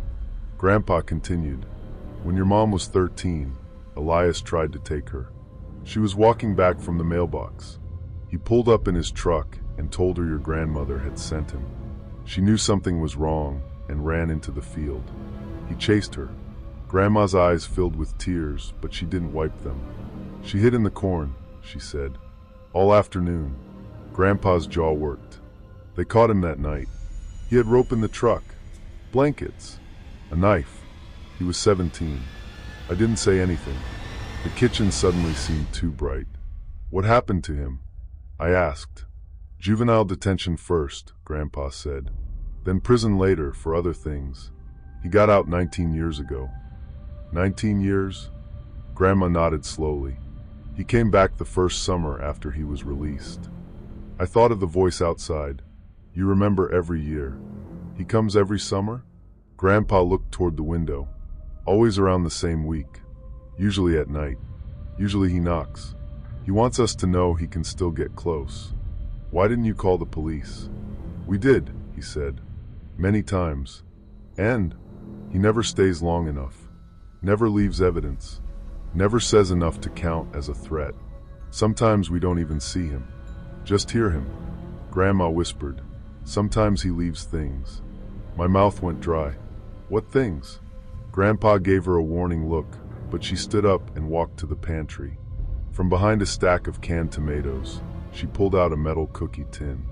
The lid was decorated with faded Christmas bells. She set it on the table. Grandpa said, "June." But she opened it. Inside were photographs.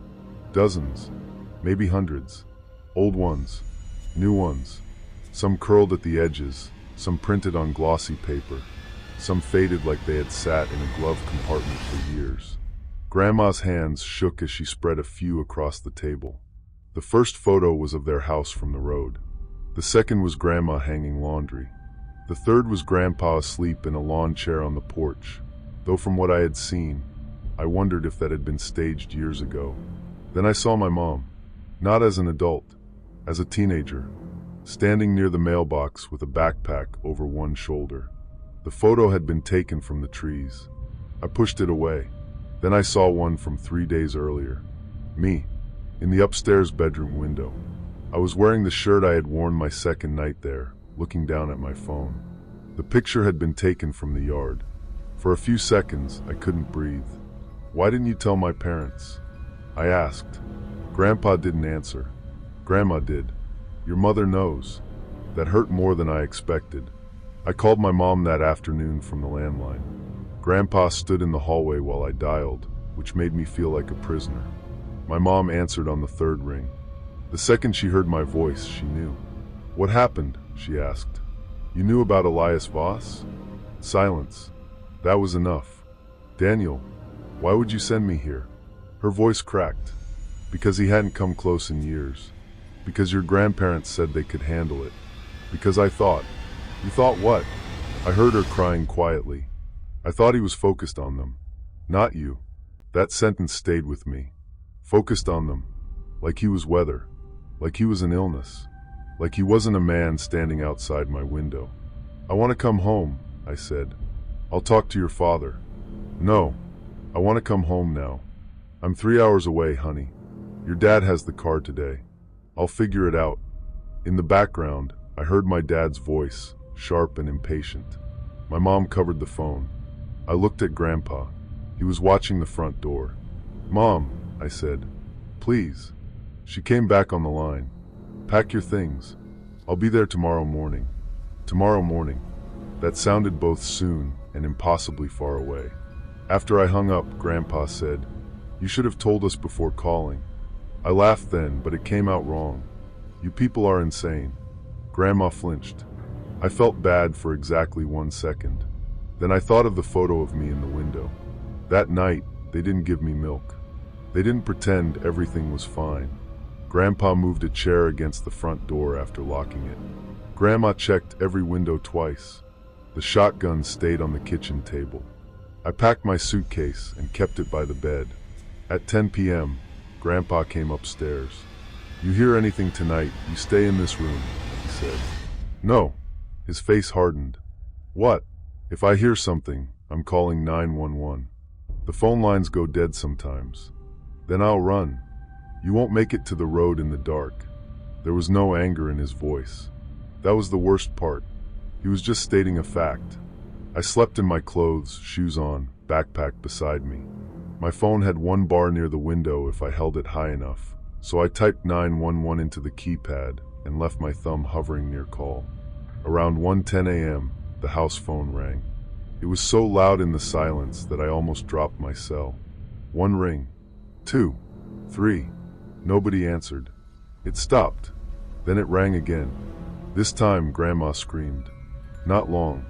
Just one sharp cry that cut off suddenly. I opened my door. The upstairs hallway was dark. From below came Grandpa's voice. "June, get away from the window." Then another sound. Glass breaking. I hit call on my phone. Nothing. The one bar vanished. I tried again. Call failed. Downstairs, something heavy crashed against the back door. I stepped into the hallway, suitcase forgotten. My whole body felt cold and distant, like fear had pushed me a few feet outside myself. Grandpa shouted, "Daniel, stay upstairs." Then a man's voice from inside the house said, "Too late for that." Inside. Not outside. Inside. I ran back into my room and locked the door. There was no time to think. No time to make a plan. I dragged the dresser in front of the door, but it was old and light and scraped loudly across the floor. The footsteps started up the stairs. Slow, unhurried. I could feel my pulse in my ears, my hands trembling as I fumbled for the keys. Every second felt stretched, like time itself was conspiring against me. Except I didn't have keys. I had nothing. The footsteps reached the hallway.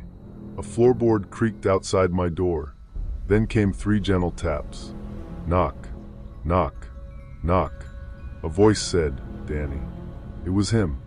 Not Grandpa. Not Grandma. Elias Voss knew the childhood name my family barely used anymore. "I've waited a long time to meet you." I grabbed the baseball bat Grandpa had left in the closet, probably from when my mom was young.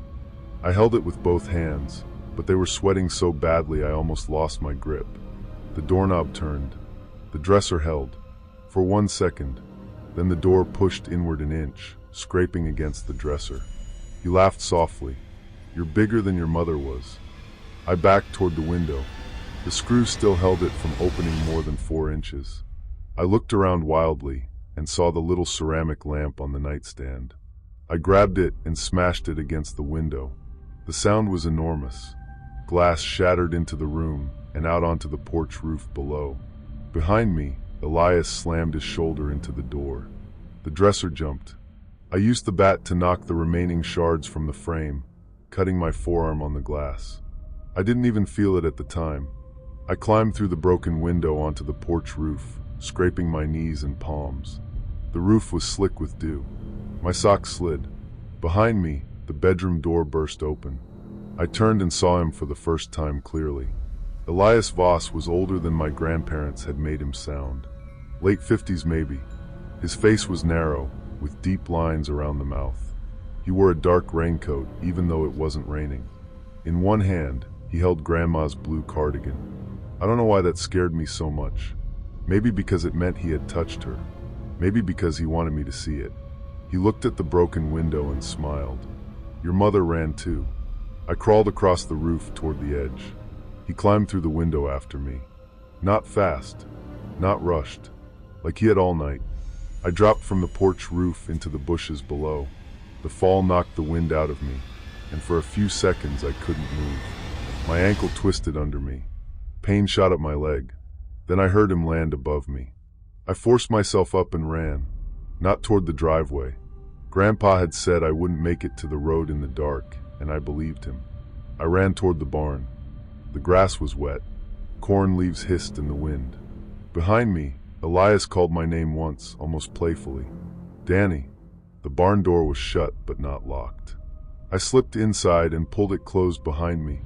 The darkness in there was thick and hot. It smelled like oil, hay, dust, and old gasoline. I could hear my own breathing bouncing off the walls. I hid behind the tractor. Outside, footsteps crossed the gravel. Slow again. Always slow. That was what made him worse. He didn't chase like someone afraid of losing. He moved like someone who knew people eventually made mistakes. The barn door opened. Moonlight spilled across the floor.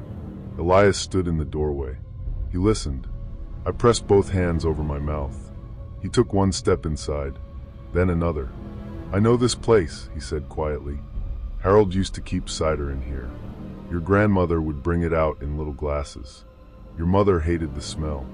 He was talking to the darkness. To me. To himself. I used to sit right there. He pointed to an overturned crate 10 feet from where I was hiding. They were kind to me, he said. That's what they tell themselves. Kindness. Little plates of food. Old clothes. Smiles. Then they sent me away when I asked for what belonged to me. My stomach turned. From the house, I heard Grandpa shout something. Then a gunshot. The sound cracked across the property and made Elias stop. For 1 second, his head turned toward the house. I ran. I don't remember deciding. I bolted from behind the tractor and slammed into him with my shoulder. He grabbed my backpack strap, but I twisted out of it and fell hard onto the gravel outside. He caught my ankle. His hand was cold and strong.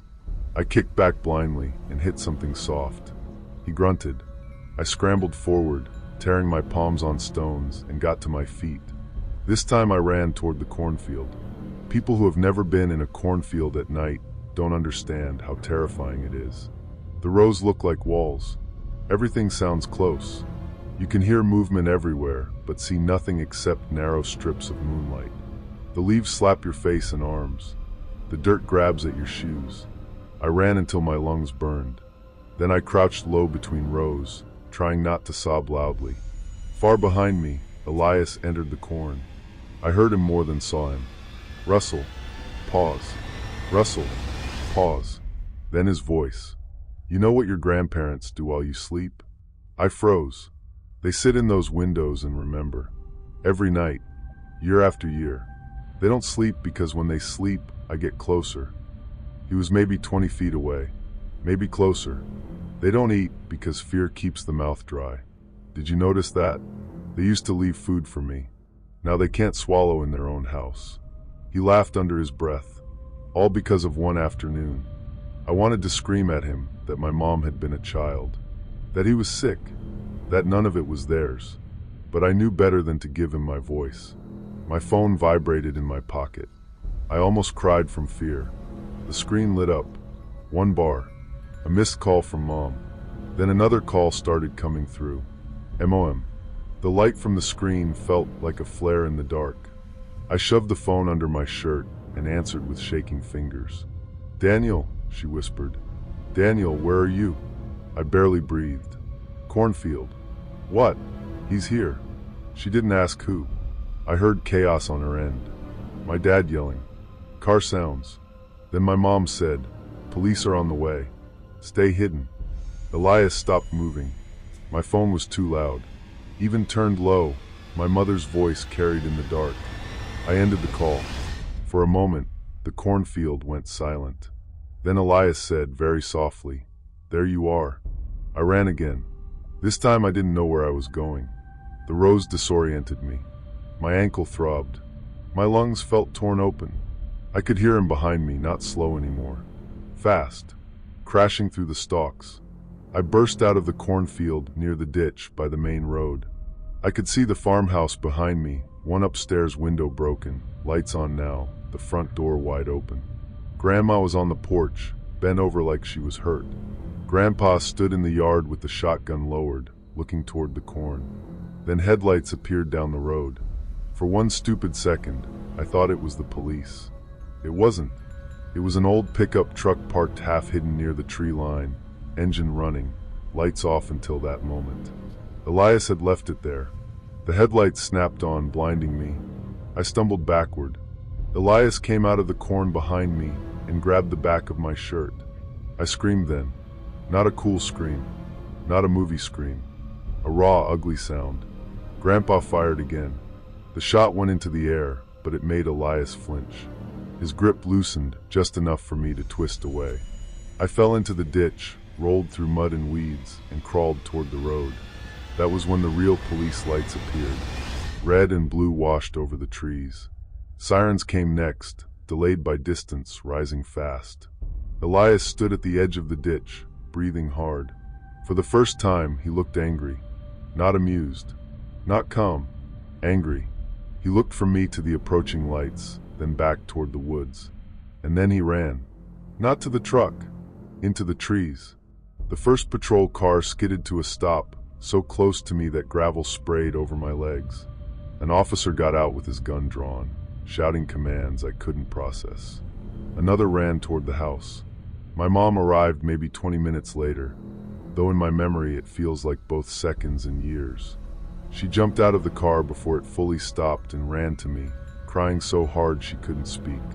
I was wrapped in a blanket by then, sitting in the back of an ambulance with dried blood on my arm and mud all over my clothes.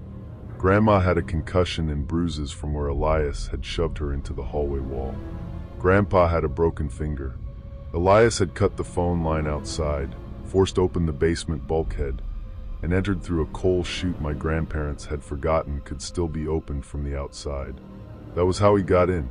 Not through a window, not through a door, through the one part of the house they had stopped being afraid of. The police searched the woods until morning. They found his truck abandoned 2 miles away. Inside were binoculars, duct tape, a stack of printed photos, and a notebook full of dates. My arrival date was circled. So was the day my mom was supposed to pick me up. Under that date, he had written one sentence: "Bring the boy to the visitor." Nobody explained exactly what that meant, and I'm glad. Elias Voss was arrested 6 days later at a motel outside Traverse City after the clerk recognized him from the news. He had shaved his head and tried to pay cash. In his room, police found more photos, including pictures of my parents' house, my school, and my mom sitting in her car outside the grocery store. That was the part that broke something in me, because until then, I thought the farmhouse was the danger. The locked windows, the dark porch, the cornfield, the old couple staring into the night. But the danger had followed us everywhere. We just hadn't seen it. My grandparents sold the farmhouse the next year. They moved into a condo near my aunt, somewhere with neighbors on both sides and security cameras at the entrance. Grandma started sleeping with the bathroom light on. Grandpa still checks the locks twice, even in the middle of the day. My mom blamed herself for a long time. Maybe she still does. I blamed her too for a while. I won't pretend I didn't. I was 16 and angry and scared, and it felt easier to be mad at her than to admit how close I had come to disappearing into a cornfield with a man who had waited longer than I had been alive. Elias died in prison 4 years later. That should have made it over. People say things like that. He's gone now. You're safe now. It's finished. But fear doesn't work like a court case. It doesn't close when the person is locked up or buried. It leaves little pieces of itself in your habits. I still don't like houses with big front windows. I don't sleep well in rural places. I check hotel rooms for connecting doors. I notice parked cars. I keep my phone charged. If someone knocks after midnight, even now, my whole body reacts before my brain does. And sometimes, when I visit my grandparents, I wake up in the night and find Grandpa sitting in his recliner, staring at nothing. He says he's just old. He says old men don't sleep much. But I know that look. The first time I saw it was in that farmhouse, in the dark, with the curtains open and the porch light off. Waiting. That's the thing I understand now that I didn't understand at 16. My grandparents weren't creepy because they never slept. They never slept because they had learned that some people don't disappear just because the world tells you they should. Sometimes they wait. Sometimes they circle your life quietly for years.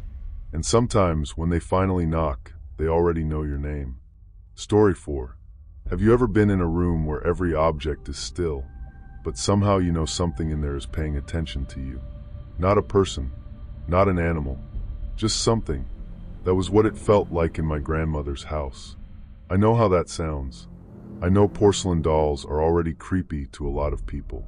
People joke about them all the time, like, "Oh, those things are haunted," or "I could never sleep in a room full of those." I used to say the same thing, honestly. I thought it was just one of those childish fears people grew out of. But after what happened at my grandmother's house, I don't laugh at that anymore. My name is Daniel. I was 22 when this happened, and at the time I was living in a small town outside Eerie, Pennsylvania. It was the kind of place where everybody knew somebody who knew your family, where the grocery store had the same cashier for 10 years, and where nothing really happened unless someone's dog got loose or a storm knocked down a tree.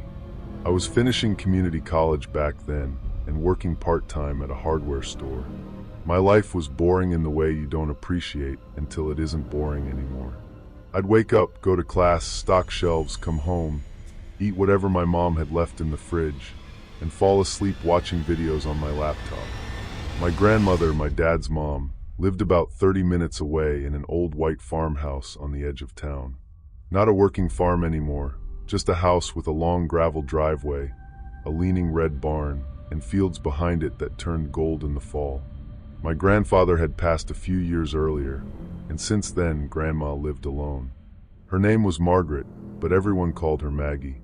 She was sweet in that quiet, old-fashioned way. She baked constantly. She sent birthday cards with $5 bills inside, even when you were grown. She smelled like lavender soap and peppermint candies. She also collected porcelain dolls. And when I say collected, I don't mean she had a few sitting on a shelf. I mean hundreds. They were everywhere. On the staircase, in glass cabinets, on the piano, in the guest room, in the hallway, sitting on antique chairs like they were waiting for someone to speak to them. Some were dressed like Victorian children. Some had painted curls and tiny shoes. Some had lace bonnets.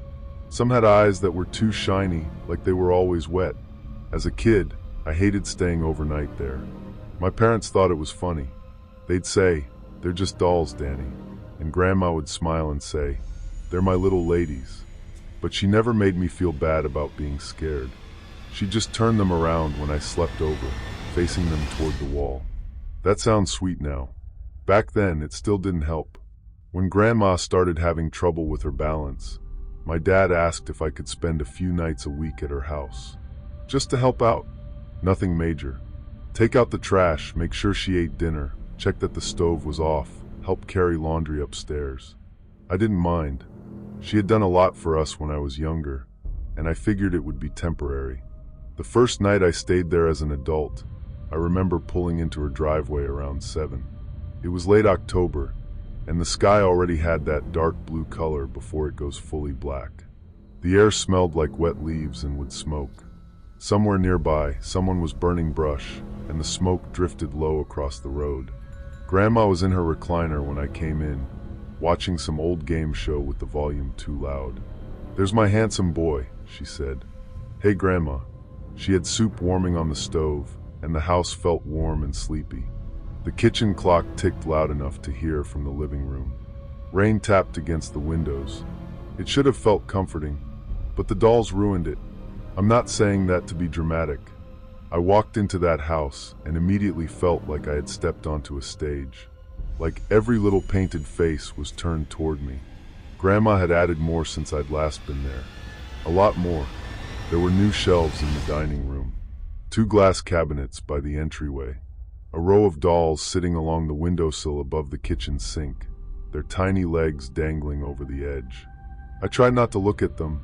After dinner, I helped Grandma to bed, checked the doors, and went into the guest room. That room had always been the worst one, because it had the largest cabinet. It stood against the far wall, tall and dark, with curved glass doors. Inside were maybe 40 dolls arranged in rows. They wore pale dresses, little coats, bonnets, ribbons.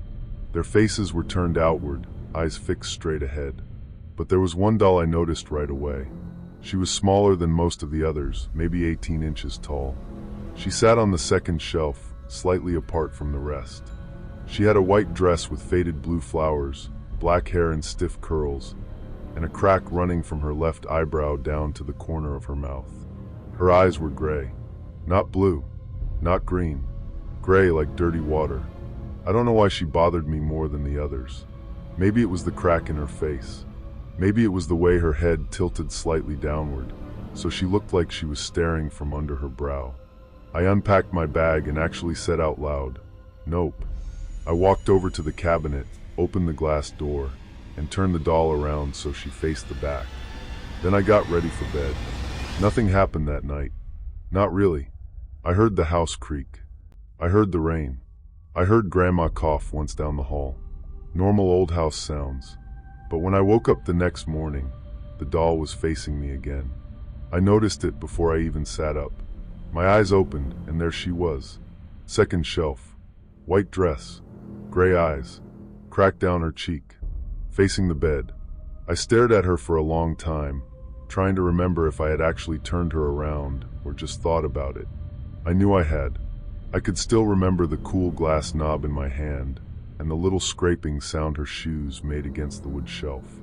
But I told myself I must have half done it. Maybe I turned her at an angle and she shifted. Maybe the shelf was uneven. That was the first off thing, small enough to ignore. And I did ignore it. Grandma was already awake when I came downstairs, sitting at the kitchen table with toast and tea. "You sleep all right?" she asked. "Yeah," I lied. "That cabinet in the guest room is still nightmare fuel, though."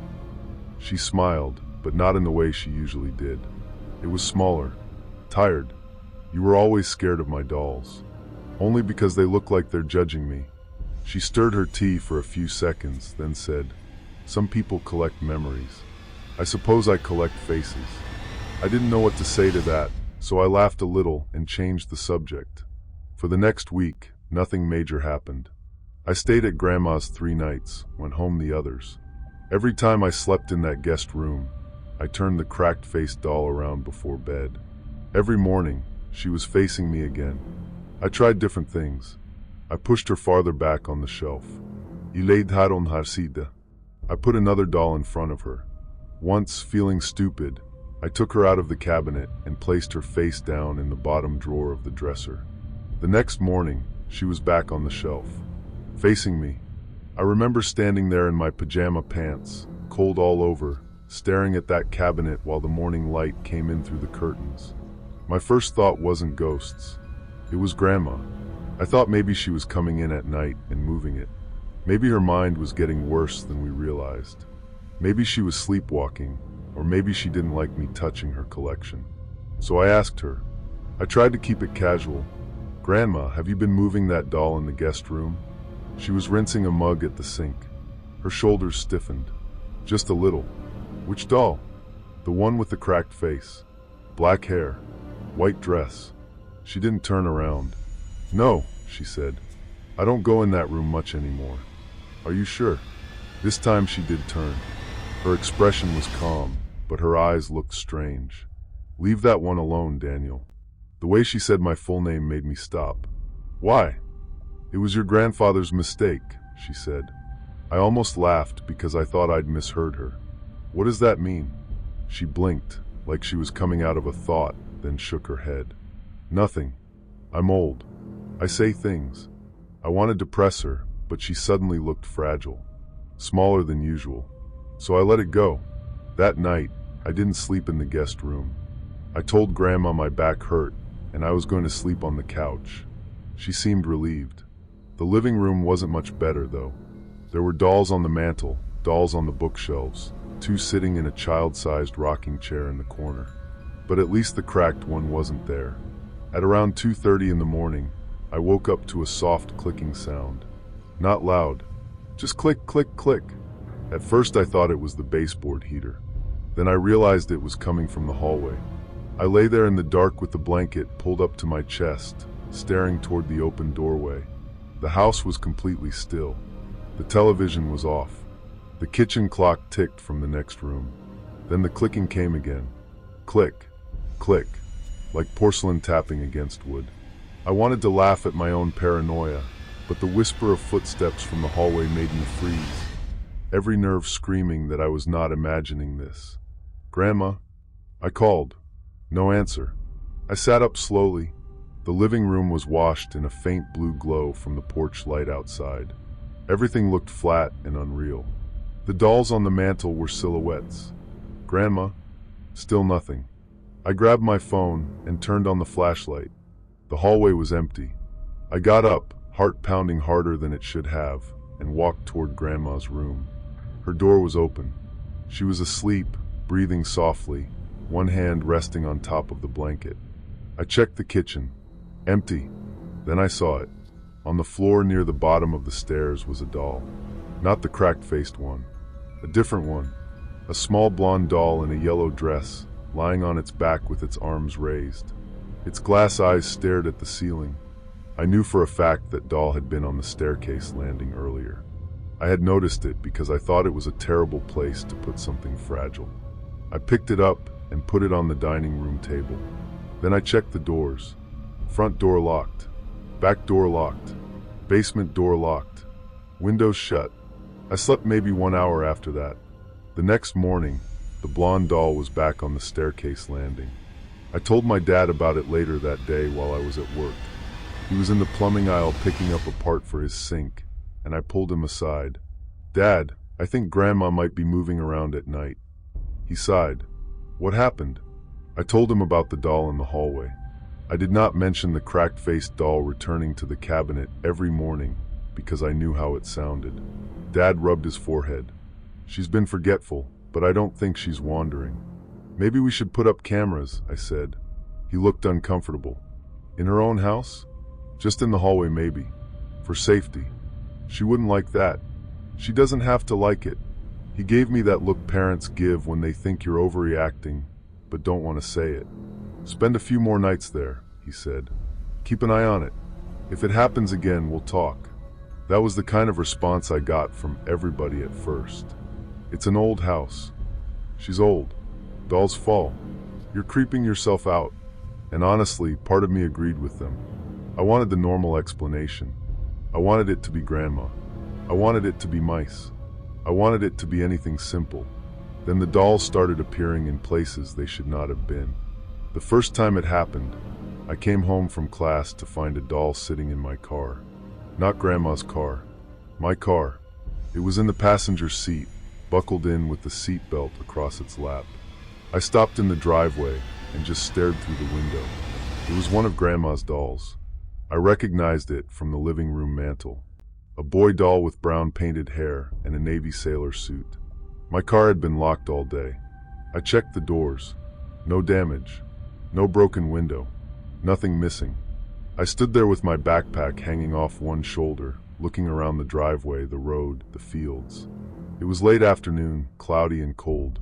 The trees behind the house were mostly bare, branches scratching against each other in the wind. For the first time, I felt watched outside the house. Not by the dolls, by a person. I took a picture and sent it to my dad. He called immediately. "Where did you find that?" "In my car." "Did Grandma have your keys?" "No." "Did you leave it unlocked?" "No." He was quiet for a second too long. "Bring the doll inside," he said. "I'll come by after work." When I carried the sailor doll into the house, Grandma was sitting at the kitchen table. The second she saw it, her face changed. She looked afraid, not confused. Afraid. "Where was he?" she asked. "In my car." Her lips pressed together so tightly they almost disappeared. "Grandma," I said, "what is going on?" She looked past me toward the hallway, like she expected someone to be standing there. I told your grandfather we should have thrown them away, she whispered. The dolls? She didn't answer. I set the doll on the counter. Grandma, you need to tell me what you mean. She looked at me then, and for a second, I saw something in her face I had never seen before. Shame. Some things are better left buried. That was all she said. My dad came over around 6. He checked the locks on the house and the car, walked around outside with a flashlight, looked in the barn, looked around the windows. He didn't find anything. When I told him what Grandma had said, he got irritated. Your grandmother says weird things sometimes. Don't build a whole story around it. She looked scared. She's old, Danny. That sentence started to make me angry. She's not stupid. I didn't say she was. You're acting like nothing is happening. He didn't answer right away. Then he said, I'll get cameras. 2 days later, he installed 3 cheap motion cameras. One facing the front porch, one in the hallway near the stairs, and one pointing at the driveway. Grandma hated it. She didn't yell. She didn't argue. She just sat in her chair with her lips pressed together while Dad explained it was for safety. That night, after Dad left, she said, cameras don't stop people who know where not to stand. I looked at her from across the living room. Grandma, who are you talking about?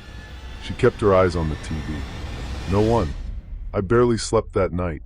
I stayed on the couch again with the hallway light on. Every few minutes, I checked the camera app on my phone.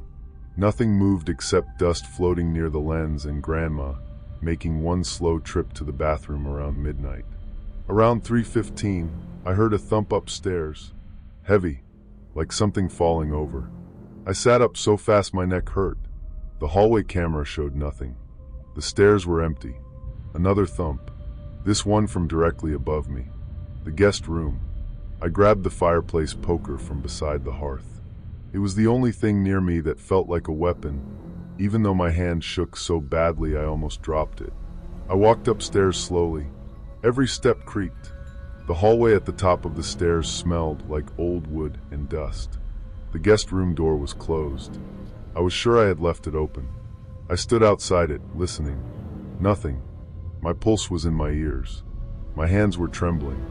Every second felt stretched, like time itself was conspiring against me. I pushed the door open. The guest room was empty, but every doll in the cabinet had been turned around. All except one, the cracked-faced doll. She was facing the doorway, facing me. I don't know why that broke something in me, but it did. Maybe because it felt intentional, not random, not something falling, not old shelves shifting. A message. I backed out of the room, shut the door, and shoved a chair under the knob like a kid in a horror movie. Then I went downstairs and sat at the kitchen table until sunrise. The next morning, I checked the camera footage. The hallway camera had recorded nothing at 3:15. No one went upstairs. No one came down. But the driveway camera showed something that made my stomach turn cold. At 3:12 a.m., 3 minutes before the thump, a figure crossed the edge of the driveway. Just for a second. A person moving through the dark beyond the reach of the porch light. Tall, thin, wearing what looked like a hooded jacket. They did not walk toward the front door. They walked around the side of the house. The camera lost them after that. My dad came over as soon as I called him. This time, he didn't tell me I was imagining things. He watched the clip 4 times in silence. Grandma sat in the living room, listening without looking at us.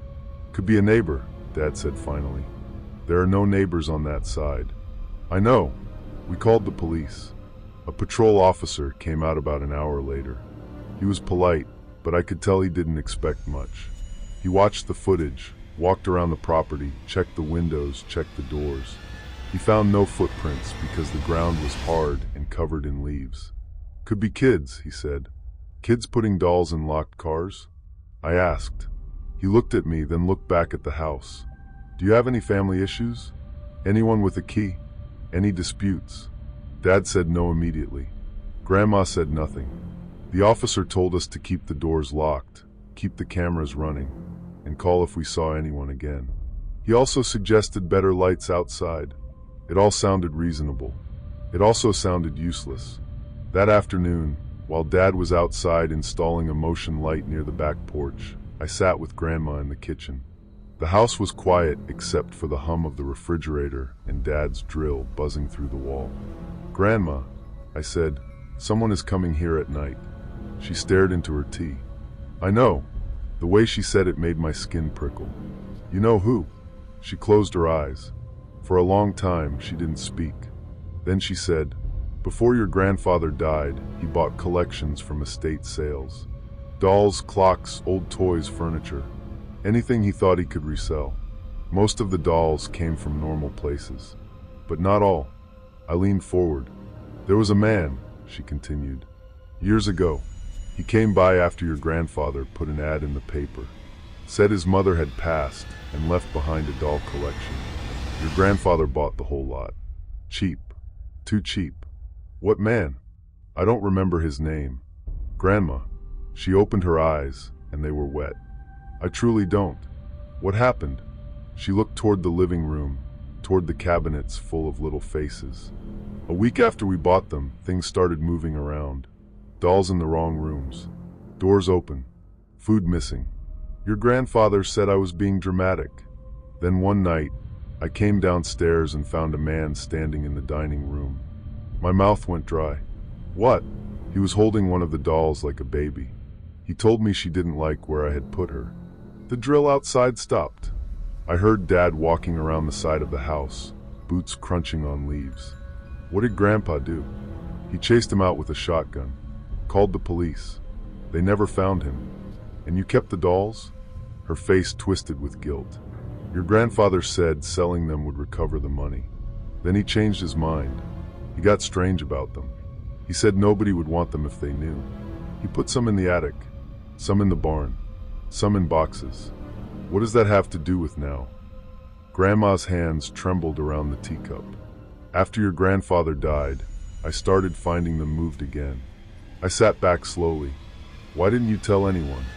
Because at first I thought it was grief. Then I thought it was me getting old. Then I thought, she swallowed. I thought if I didn't speak about it, maybe it would stop. The street looked ordinary, quiet, even comforting through the kitchen window. But my gut told me something was off. I'd learned too late that danger often wears a friendly face. Dad came in then, and Grandma stopped talking. I told him everything later. He didn't want to believe it. I could see that. Nobody wants to imagine some stranger had been orbiting their family for years, stepping in and out of an old woman's house, moving dolls around like calling cards. But once you heard it, all the little things made sense in a horrible way. A week later, we found the basement window. It was one of those small rectangular windows near the ground, half hidden behind dead weeds and an old metal rack. From inside, it was blocked by shelves of canned vegetables and Christmas decorations. From outside, the latch had been broken cleanly, but the window still sat in place unless you pushed it. Someone had been using it. The police came again. This time, 2 officers. They took it more seriously, but there still wasn't much to do. No clear fingerprints. No good footprints. No footage of the person's face. My dad wanted Grandma out of the house immediately. She refused. I won't be chased out of my home, she said. So we compromised. Dad stayed there some nights. I stayed there others. We added more cameras. We put wooden dowels in every window track. We changed the locks, even though the locks weren't the problem. For a little while, everything stopped. No dolls moved. No sounds at night. No figures on camera. It was almost worse, because the silence felt like waiting. Then, on the night everything finally broke open, I was alone there with Grandma. Dad had the flu and couldn't come. My mom offered, but Grandma got embarrassed about needing babysitting and insisted I was enough. It was early November by then, cold enough that the windows had frost in the corners by morning. The fields behind the house were empty and black at night, and the barn made groaning sounds when the wind pushed through it. I remember that night clearly because nothing seemed wrong at first. Grandma and I had grilled cheese and tomato soup. She watched one of her shows. I did homework at the dining room table. Around 10, I helped her to bed. Before she went into her room, she grabbed my wrist. Her hand was light and papery, but her grip was strong. "If you hear me call you tonight," she said, "make sure it's me." I stared at her. "What?" She looked ashamed again. "Just make sure." "Grandma, you're scaring me." "I'm sorry," she whispered. "I should have thrown them all away." Then she went to bed. I didn't sleep on the couch that night. I stayed at the kitchen table with coffee, my laptop open, and the camera feeds pulled up on my phone. Around 1:40 a.m., the motion light behind the house turned on. I saw it through the kitchen window first. The backyard flashed white, lighting up the bare trees and the old barn in the distance. My phone buzzed with a camera alert. Back porch motion detected. I opened the feed. At first, I saw nothing. Just the porch steps, the railing, the patchy yard. Then a doll slid into frame. It came from the right side of the porch, slowly, like someone had pushed it from just off camera. It was the cracked-faced doll. She slid across the wooden boards and stopped directly in front of the back door, facing the camera. Facing me. I stood up so fast the chair scraped the floor. For a second, I just stared at the live feed, not breathing. Then the back doorknob turned. I heard it from the kitchen. A soft metallic twist. Once. Twice. The door didn't open because of the new lock and the chain. I backed away from the kitchen table, keeping my eyes on the door. The knob stopped moving. Then someone knocked. 3 soft taps. Not loud. Not frantic. Polite. Tap. Tap. Tap. My mind went completely blank. I grabbed my phone and called 911. The dispatcher answered, and I whispered my grandmother's address. I told her someone was trying to get in. She asked if I was in a safe room. I said I didn't know. Then from down the hallway, I heard Grandma's voice. "Daniel." My heart sank into my stomach as the door clicked shut behind me, and I realized I was completely alone. Someone was watching, and I had no way out. Except I hadn't heard Grandma's bedroom door open. I turned toward the hallway. "Daniel," the voice came again. It sounded like her. Thin, tired, familiar. But something was wrong with it. It was too flat, like someone imitating the shape of her voice without understanding the person inside it. The dispatcher was asking me something, but I barely heard her. I whispered, "Someone's inside." The back doorknob rattled again, harder this time. Then the hallway floor creaked. I moved without thinking. I ran to Grandma's bedroom and shoved the door open. She was asleep, actually asleep, mouth slightly open, breathing soft. For 1 second, relief hit me so hard my knees almost gave out. Then I saw the closet door behind her bed. It was open, just a few inches. It hadn't been open earlier. I knew that because Grandma always kept it shut. She said open closet doors made rooms feel messy. I stood there with the 911 dispatcher whispering in my ear, my phone screen lighting my hand. The closet door moved. Slowly. A pale face appeared in the gap. Not a doll. A man. He was crouched low inside the closet, wearing a dark hoodie pulled tight around his head. His face was thin and gray in the phone light. His eyes were wide and calm and completely empty, like he had been waiting there for hours without blinking. For a second, neither of us moved. Even after escaping, even with the safety of the police lights behind me later, a small, cold part of me couldn't stop replaying the face I'd seen through the doorway. The calm, empty eyes that didn't blink. Then he smiled. Not big, just enough. I screamed. Grandma woke up confused and terrified, and everything happened at once. The man burst out of the closet, knocking over a small table. I stumbled backward into the hallway, dropped my phone, grabbed Grandma under the arms, and tried to pull her out of bed. She was crying. I was crying. The dispatcher's voice was shouting from the floor. The man didn't rush us right away. That was the worst part. He stood in the middle of Grandma's room, breathing hard, looking at the dolls on her dresser. There were 6 of them there, all sitting in a row. He picked up the cracked-faced doll, which should have been outside the back door. I still don't understand how it got inside. Maybe he had more than one. Maybe he moved faster than I realized. Maybe my memory is wrong because I was terrified. He held it against his chest. "She doesn't belong to you," he said. His voice was soft, almost gentle. I dragged Grandma into the hallway. She nearly fell. I nearly fell with her. The man stepped toward us, and I slammed the bedroom door between us. There was no lock. I just pulled it shut and held the knob with both hands. He pushed from the other side, not violently at first, just steady pressure, like he was testing me. "Grandma, move," I shouted. She was sobbing, trying to shuffle toward the living room with her walker. It was too slow. Everything was too slow. The door pushed open an inch. I shoved it back with my shoulder. The man on the other side laughed quietly, not because something was funny, because he knew I was scared. Then he whispered through the door, "I've been here longer than you." That sentence has never left me. I let go of the door and ran. I'm not proud of it. For half a second, my body chose survival before my brain remembered Grandma. I made it 3 steps down the hallway before I turned back, grabbed her around the waist, and half carried her toward the front door. Behind us, the bedroom door opened. I heard his footsteps. Slow, barefoot or soft-soled, not rushing. I fumbled with the chain on the front door, fingers shaking so badly I couldn't lift it. "Come on," I whispered. "Come on, come on." Grandma kept saying, I'm sorry, over and over. The footsteps entered the living room. The dolls on the shelves watched us in the dark. The chain finally slid free. I yanked the door open. Cold air hit my face, and then the house went black. Every light shut off at once. I later found out he had flipped the breaker in the basement. At the time, it felt like the house had swallowed us. Grandma screamed. I pulled her onto the porch, but she tripped on the threshold and went down hard. I heard something crack against the boards, maybe her walker, maybe one of the dolls near the door falling over. I bent down to lift her, and from inside the dark living room, I saw the man standing a few feet away. He wasn't running. He was watching. The cracked-faced doll hung from one hand.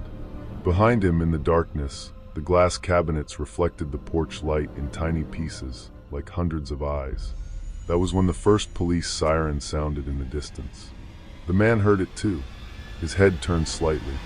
For a moment, I thought he might still come after us. I really did. There was no panic in his face. No fear. Just disappointment, like someone had interrupted him during something important. Then he stepped backward into the dark. By the time the police arrived, he was gone. They searched the house room by room. They found the basement window open. They found footprints in the dust near the shelves. They found food wrappers in the crawl space behind the furnace.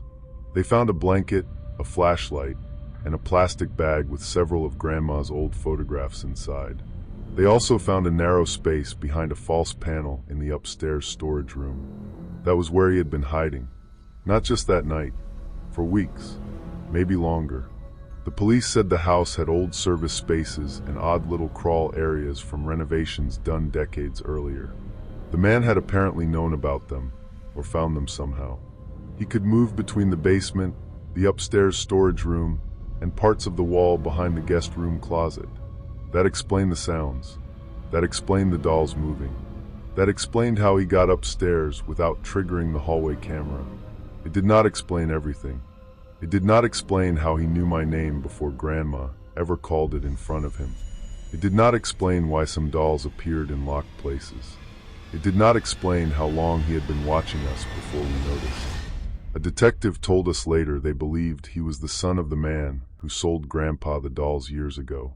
Records were messy, names had changed, and the original man had died a long time ago. The son had a history of trespassing and stalking older women who lived alone. Nothing that had kept him locked up for long. He was never caught. That's the part people hate when I tell this story. They want an ending. They want me to say the police arrested him in the woods, or found him living in another abandoned house.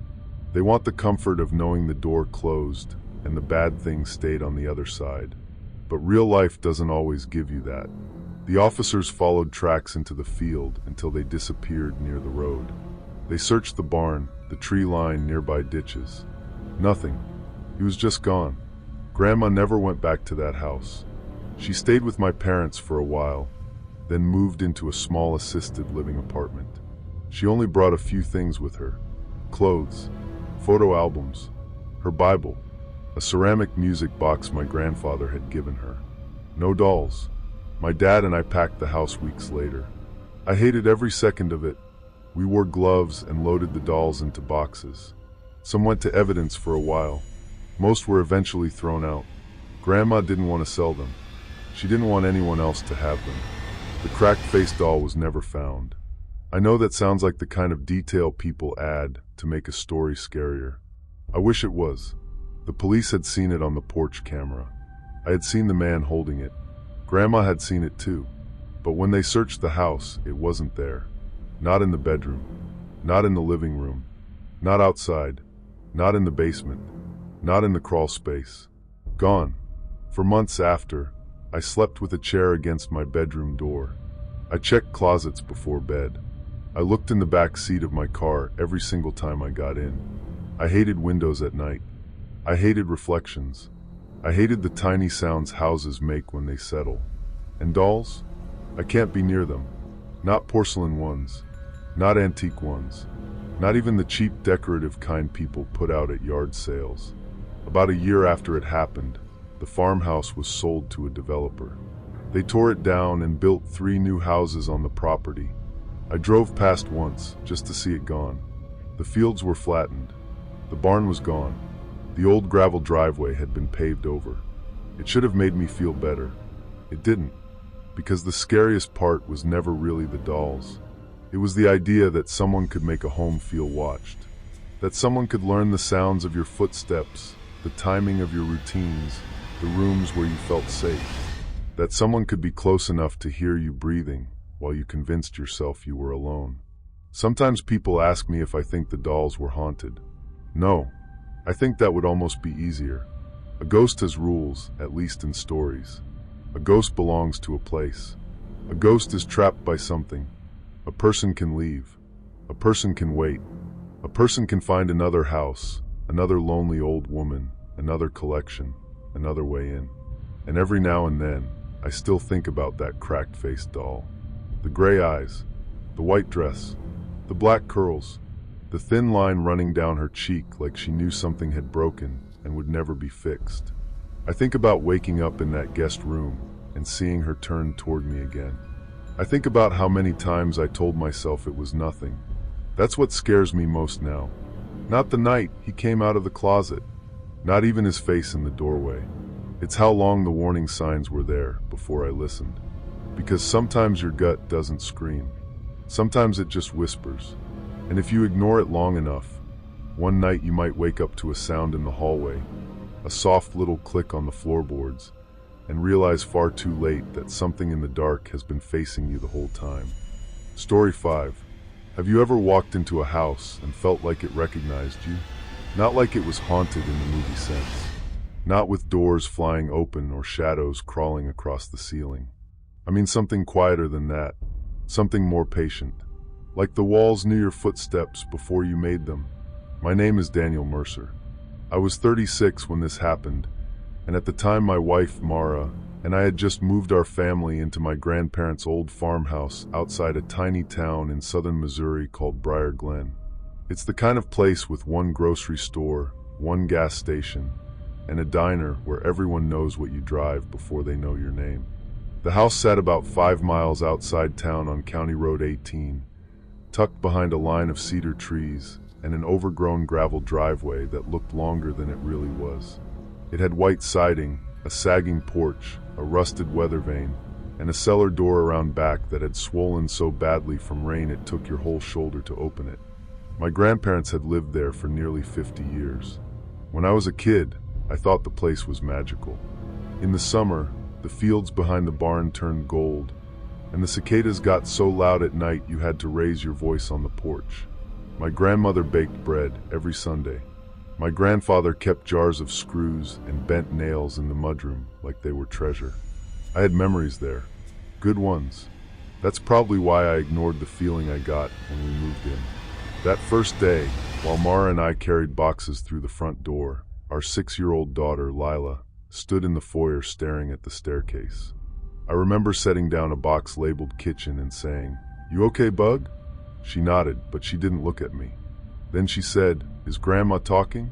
My grandmother had been dead for 8 months.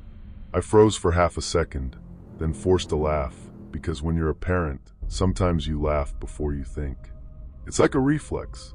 You laugh so your kid doesn't see your face change. "No, sweetheart," I said. "Probably just the wind." Lila tilted her head like she was listening harder. "She said your name." That should have bothered me more than it did. But we were exhausted. We had been driving since dawn. Mara was stressed about money. I had just taken a maintenance job at a school district nearby after losing my supervisor position back in St. Louis. The move wasn't some dreamy return to the countryside. It was what we could afford. So I told myself it was the house settling. That was the first excuse. Old houses make noise. Pipes tick. Wood expands. Mice scratch inside walls. Wind finds tiny gaps around windows and makes sounds that almost resemble words. Anyone who has lived in an old house knows this. That's what I kept repeating in my head. The first week was mostly normal. We unpacked. We cleaned mouse droppings out of cabinets. We replaced the dead porch light. Mara painted the downstairs bathroom a pale green because she said the old yellow wallpaper looked like nicotine. I drove into town for work during the day and came home dusty and tired, smelling like bleach and lawn equipment. At night, the farmhouse had its own rhythm. The refrigerator clicked. The floorboards popped. Somewhere in the walls, something made soft tapping noises that came and went. The upstairs hallway always seemed colder than the rest of the house, even in July, but I told myself it was bad insulation. Then, on our 9th night there, I heard my grandfather's voice in the kitchen wall. I was alone downstairs. Mara had gone to bed early with a headache. Lila was asleep. I was sitting at the kitchen table with a cup of coffee I didn't need, looking over bills, trying to figure out what we could postpone without getting late fees. The house was quiet except for the ceiling fan and the dull buzz of insects outside the window. Then I heard a man say, clear as anything, "Helen, don't start with me tonight."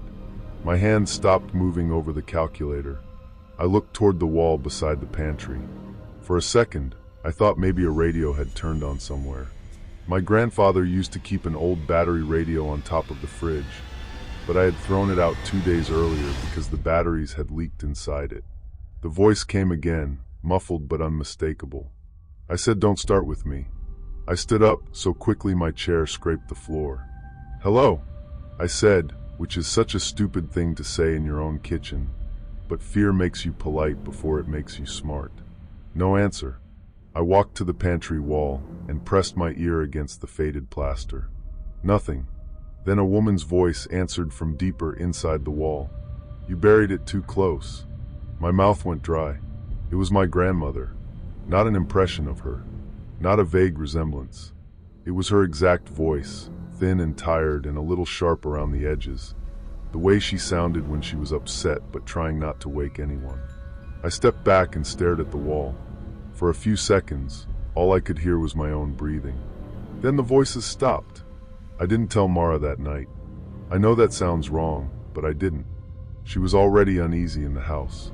She had said more than once that it didn't feel as warm as she remembered. I didn't want to add to it, especially with something that sounded insane. So I did what people always do in stories like this. I explained it away. Maybe I was half asleep. Maybe an old TV somewhere in the house had turned on. Maybe sound carried from the road in some weird way. Maybe a neighbor was close enough for voices to travel through the fields. Except the nearest neighbor was nearly a quarter-mile away, and my grandparents' voices had been dead for months. The next morning, Mara found me standing in the kitchen, looking at the wall like it owed me money. "You okay?" she asked. "Yeah," I said. "Just thinking about ripping this pantry out eventually." She looked relieved that I was talking about something practical. That's how it started. Practical things. Little explanations. Small lies. A few days later, Mara heard it too. It happened around 2:15 in the morning. I remember the time because I looked at the clock after she shook me awake. "Daniel," she whispered. I blinked at her, annoyed and confused. "What?" "Listen." I sat up. At first, there was only darkness. Our bedroom was upstairs, at the end of the hall, with one window facing the side yard. Moonlight fell across the floor in a pale rectangle. The air felt too still. Then, from behind the wall near the closet, a little girl laughed. Not Lila. Lila's room was across the hall, and her laugh was bright and high. This laugh was softer, older somehow, like it had been recorded on a bad tape and played back through wood. Mara's fingers tightened around my wrist. "What is that?" she whispered. The laugh came again, followed by a woman saying, "Hush now. He'll hear you." I felt my skin tighten. Mara turned to me slowly. "That sounded like your grandma." I didn't answer, because then a man's voice said, very low, very close to our wall, "I already hear everything in this house." Mara got out of bed and turned on the lamp. The sound stopped instantly. We checked every room. We checked Lila, who was asleep with her stuffed rabbit tucked under her chin. We checked the closets, the bathroom, the attic door at the end of the hall. I even went outside with a flashlight and walked around the house barefoot in wet grass, shining the beam at windows like an idiot. Nothing. No footprints. No cars. No open doors. Just the farmhouse, sitting in the dark with all its windows reflecting my flashlight back at me. The next day, I called an electrician. His name was Ronnie. He was a heavy-set guy with a gray ponytail and a voice like gravel.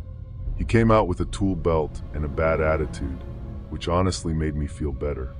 I wanted someone practical in that house, someone who smelled like cigarettes and knew how to curse at wiring. He checked the breaker box, outlets, old vents, crawl space, and attic.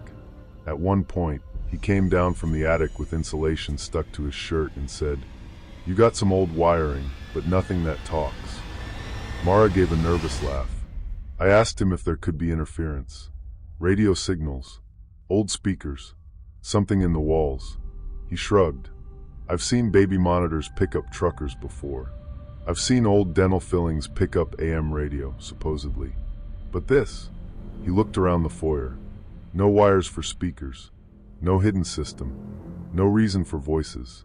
Before he left, he paused at the front door and looked back toward the staircase. "My grandma used to say houses keep arguments longer than they keep paint," he said. I asked him what he meant. He shook his head, like he regretted saying it. "Nothing. Just old folks talking." After that, the voices became part of the house. I hate saying it like that, because it makes us sound passive. But when something strange happens often enough and doesn't immediately hurt you, your mind starts building a fence around it. You learn when to ignore it. You learn when not to mention it. Most of the time, the voices were faint. A woman humming in the laundry room. My grandfather coughing behind the chimney. Two people arguing under the floorboards near the dining room. Sometimes they sounded like conversations from decades ago. My grandmother asking where the church envelope was. My grandfather complaining about a storm coming. My mother's voice as a teenager saying, "I hate this place." Once, I heard myself as a child laughing somewhere inside the upstairs bathroom wall, and that one nearly made me sick. It wasn't just my grandparents. It was everyone. The house repeated us too. A few nights after Mara and I had an argument about money in the kitchen, I heard my own voice whisper the exact words from inside the pantry. "I'm trying, Mara. I don't know what else you want me to do." Then Mara's voice answered from behind the wall, soft and tired. "I want to feel safe." I stood there in the dark hallway, listening to our fight replay itself in pieces, and felt ashamed in a way I can't fully explain. Like the house had taken something private from us and stored it. By then, Mara wanted to leave. I did too, somewhere deep down. But leaving wasn't simple. We had sold most of what we owned to move. The farmhouse was paid off. We didn't have rent money. We didn't have another place lined up. And when you're broke, fear has to compete with bills. So I kept saying, "We'll figure it out." That became the second excuse. The third excuse was that the voices never came during the day. At least not at first. During daylight, the house felt almost normal. The porch warmed in the sun. Lila played with chalk on the front steps. Mara planted basil in an old ceramic pot my grandmother had left behind. I fixed the fence. I mowed the grass. Life kept forcing us to act like life. But around sundown, everything changed. The house seemed to draw inward. The walls creaked like someone shifting weight in another room. The air grew colder along the baseboards, and the voices began moving. That was the only way I can describe it. They didn't stay in one place anymore. You'd hear my grandmother in the kitchen, then a second later upstairs, then near the cellar door, as if the memory of her was walking through the walls. Lila started sleeping in our room. She didn't ask. She just came in one night holding her blanket and stood beside our bed. Mara lifted the covers without a word. The next morning, I found Lila sitting at the breakfast table, staring at the wall behind the stove. "What are you looking at?" I asked. She didn't blink.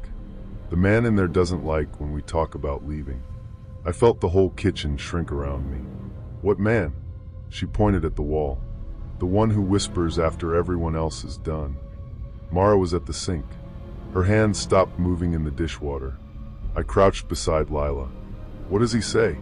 Lila looked at me with that serious little kid expression that makes children seem older than they are. "He says the house is almost full." Mara dropped a plate into the sink hard enough to crack it. That afternoon, I drove to town and went to the public library. Briar Glen's library was one room inside an old brick building that used to be a post office. The librarian, Mrs. Keene, was a woman in her 70s who wore silver glasses on a chain and knew my grandparents by name.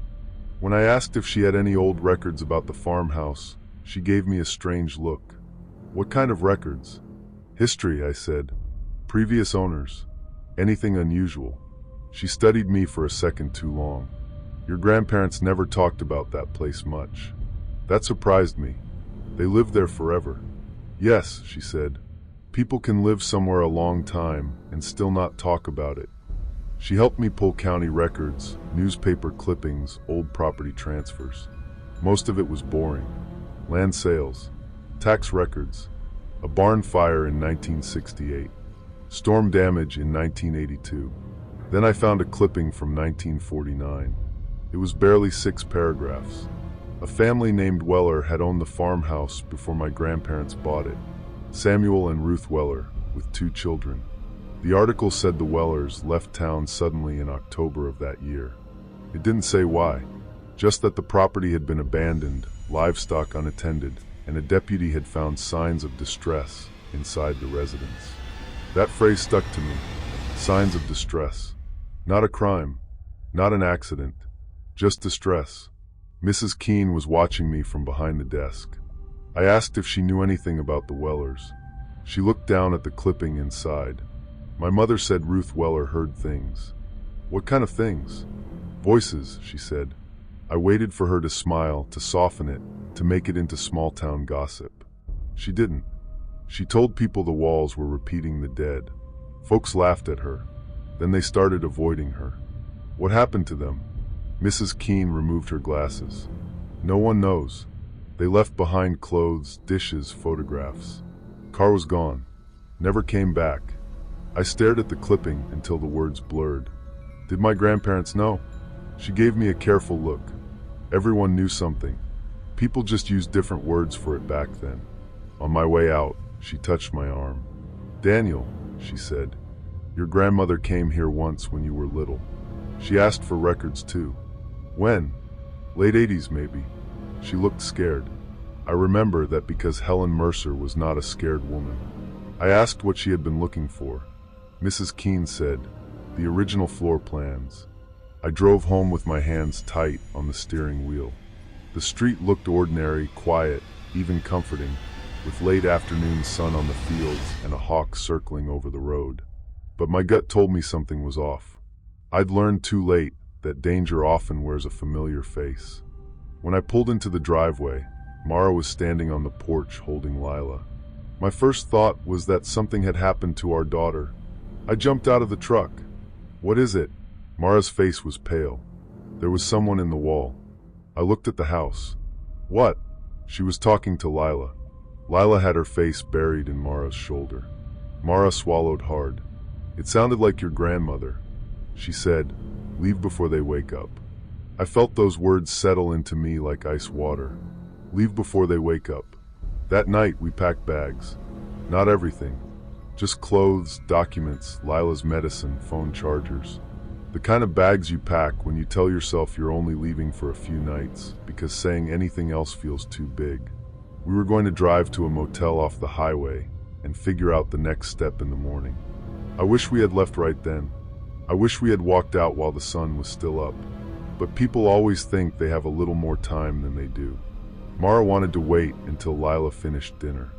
I wanted to grab the safe from the closet. Then the dryer buzzed. Then I remembered the back door needed locking from the inside because the old latch didn't catch right. It was almost 9:30 by the time we were ready. The house had gone still. Not quiet. Still. There's a difference. Quiet is empty. Still is listening. Mara carried Lila to the front door while I went back into the kitchen to get my keys off the hook. They weren't there. I checked the counter, the table, my jacket pockets, the windowsill. I could feel my pulse in my ears, my hands trembling, as I searched too fast and knocked over a stack of mail. Every second felt stretched, like time itself was conspiring against me. "Mara?" I called. "Did you take my keys?" "No," she said from the foyer. "They were on the hook." A soft click came from behind me. The cellar door. I turned. The door to the cellar was at the far end of the kitchen, beside the mudroom. It had been closed. I know it had been closed because I had checked it earlier. Now it was open about an inch. From below, in the dark, my grandmother whispered, "Daniel." Mara appeared at the kitchen entrance, holding Lila tighter. "Don't," she said. But then another voice came from the cellar. My grandfather. "Boy, get down here." It was exactly the tone he used when I was a kid and had done something wrong. Firm. Familiar. Impossible not to obey for one terrible second. I moved one step toward the door. Mara hissed, "Daniel." That snapped me back. I shut the cellar door and slid the bolt across. Then the wall beside me spoke in my own voice. "Mara, don't be stupid. Open it." Mara let out a small broken sound. Lila started crying. I backed away from the cellar door, and something knocked from the other side. Once. Then again. Then all around us, the house began to murmur. At first it was only a few voices. My grandmother. My grandfather. My mother as a teenager. Lila laughing. Mara crying. Me arguing. Then more joined in. Men I didn't know. Women whispering prayers. Children calling for parents. A deep voice muttering under the floor. It wasn't loud exactly. It was layered. Like every conversation the house had ever heard was being played at once through plaster and wood. Mara shouted, "We're leaving now." She moved toward the front door. The deadbolt turned by itself. Not slowly like a dramatic movie. Fast. Sharp. A hard metallic snap. Mara grabbed it and twisted. "It won't open." "Move." I shoved past her and tried the lock. The knob rattled in my hand, but the door wouldn't budge. It felt like something huge was leaning against it from the outside. The voices rose. "Don't let them go." "Not yet. Too close. Downstairs. Wake them." Then, from inside the wall right beside Lila's head, my grandmother's voice cut through everything. "Not the front." I stopped. The voices continued, but my grandmother spoke again, clearer this time. "Not the front. Not the back. Through the room with no door." Mara stared at me. "What does that mean?" I didn't know. Then I remembered Mrs. Keene saying my grandmother had searched for the original floor plans. The room with no door. My heart sank into my stomach as the front door clicked shut behind us again, and I realized we were trapped inside a house that knew every sound we made. Someone or something was watching, and we had no clean way out. I ran upstairs to our bedroom, with Mara and Lila right behind me. The voices followed inside the walls. I went to the closet and started tearing boxes out. Shoes, old blankets, a plastic tub of winter clothes. Behind them was the back wall of the closet, covered in cheap paneling my grandfather had installed sometime in the 70s. I didn't know why I was doing it until my fingers found the edge. One panel was loose. I pulled. It came away with a dry crack, releasing a smell like dust, old paper, and something damp underneath. Behind it was a narrow opening. Not a room exactly. A crawl space between the bedroom wall and the sloped roofline, maybe 3 feet high. Big enough to crawl through, not big enough to stand in. I shined my phone flashlight inside and saw old wooden beams, insulation, and boards laid across joists. And writing. The inside of the hidden space was covered in writing. Names, dates, sentences, some scratched into wood, some written in pencil, some in faded paint. Leave before they wake. The house keeps us. Don't answer your own voice. Helen found the way out. My grandmother had been in there. Mara saw the writing and whispered, "Oh my God."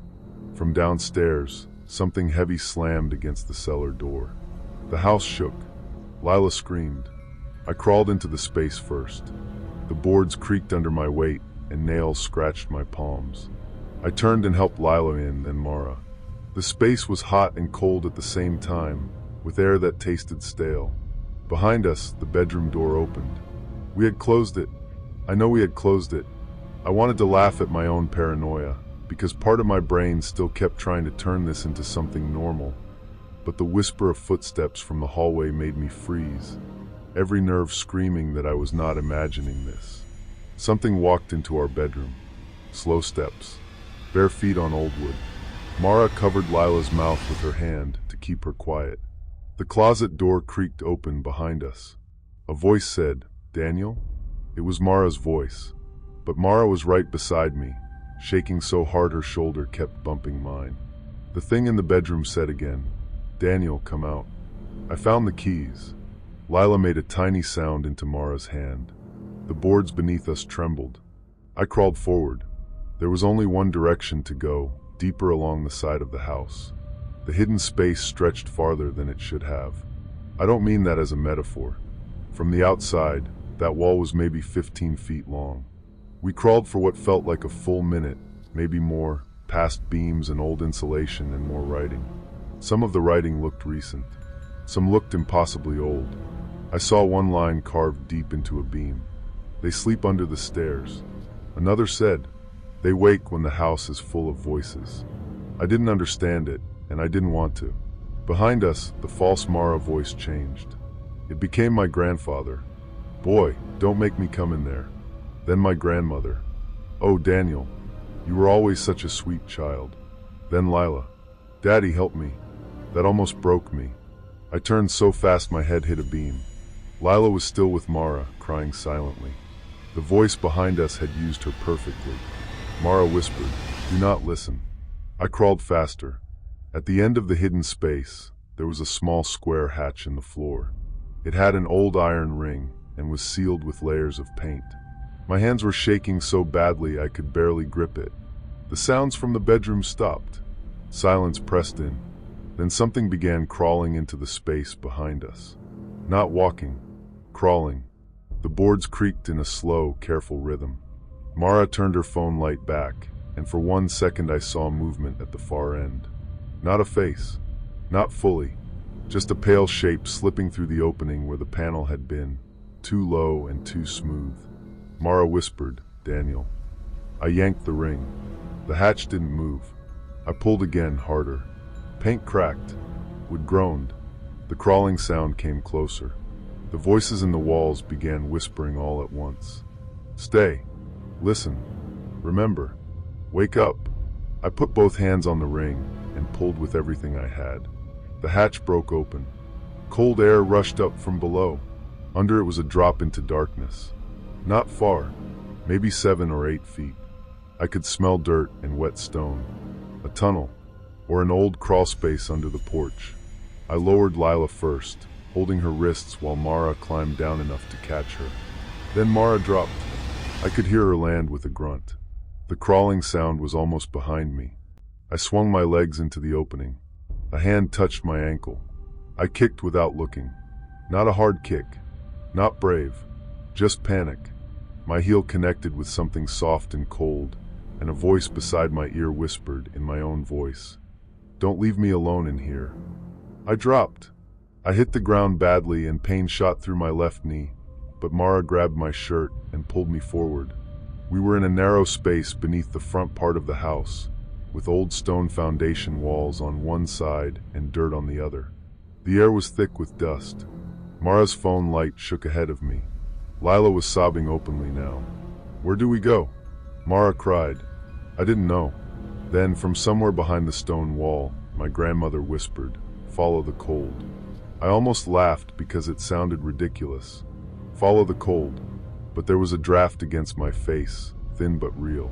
I pushed us toward it. We crawled through mud and spiderwebs and old roots. My knee screamed every time I put weight on it. Above us, the house was alive with noise. Footsteps ran back and forth overhead. Doors opened and slammed. Our voices called to us from rooms we weren't in. At one point, Lila stopped crawling and looked back. "You got him." "No, keep moving." She whispered, "Grandma's behind us." I didn't look. We reached a rotted wooden vent built into the foundation near the porch.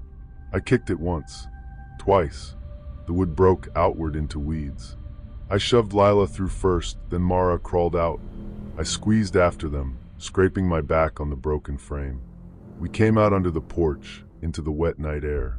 For 1 second, I thought we were safe. Then the porch boards above us creaked. Someone was standing right over us. Mara froze. Through the gaps in the boards, I saw bare feet. Pale. Still. Facing the yard. A voice above us said, "Leaving so soon?" It was my grandfather again. Mara clapped a hand over her mouth. I pulled her and Lila out from under the porch, and we ran. I don't remember deciding to run to the truck. I only remember pain, wet grass, Mara screaming my name, Lila crying, and the house behind us with every window dark except one upstairs bedroom light that we had not turned on. My keys were sitting on the driver's seat. I still don't know how. The truck had been locked earlier. I always locked it, but the keys were there, placed neatly on the cracked vinyl like someone had set them out for me. I grabbed them and fumbled so badly I dropped them under the seat. For a few seconds, I was bent over in the footwell, my hands searching blind in crumbs and dust, hearing Mara beg me to hurry. I could feel my pulse in my ears, my hands trembling as I fumbled for the keys. Every second felt stretched, like time itself was conspiring against me. When I finally got the engine started, the porch light turned on.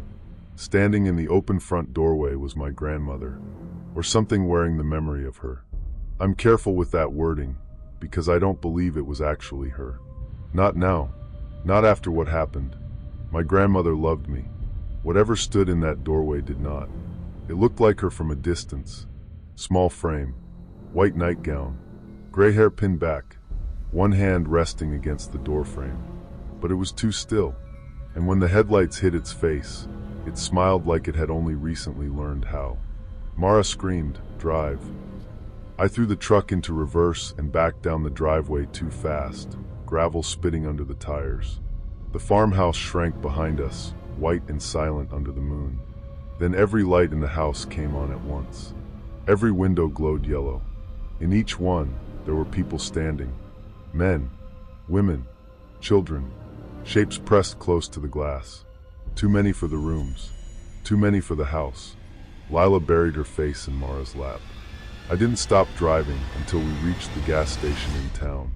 The clerk called 911 because Mara was crying Lila was hysterical, and I could barely stand on my knee. When the deputy arrived, I told him enough to sound crazy, but not enough to sound dangerous. We said someone might be in the house. We said we heard voices. We said we escaped through an old crawl space. The deputy, a young guy named Collins, clearly thought we were either on drugs or having a family breakdown. But he drove out there with another officer. They found the front door standing open. They found no one inside. They found our bags by the foyer.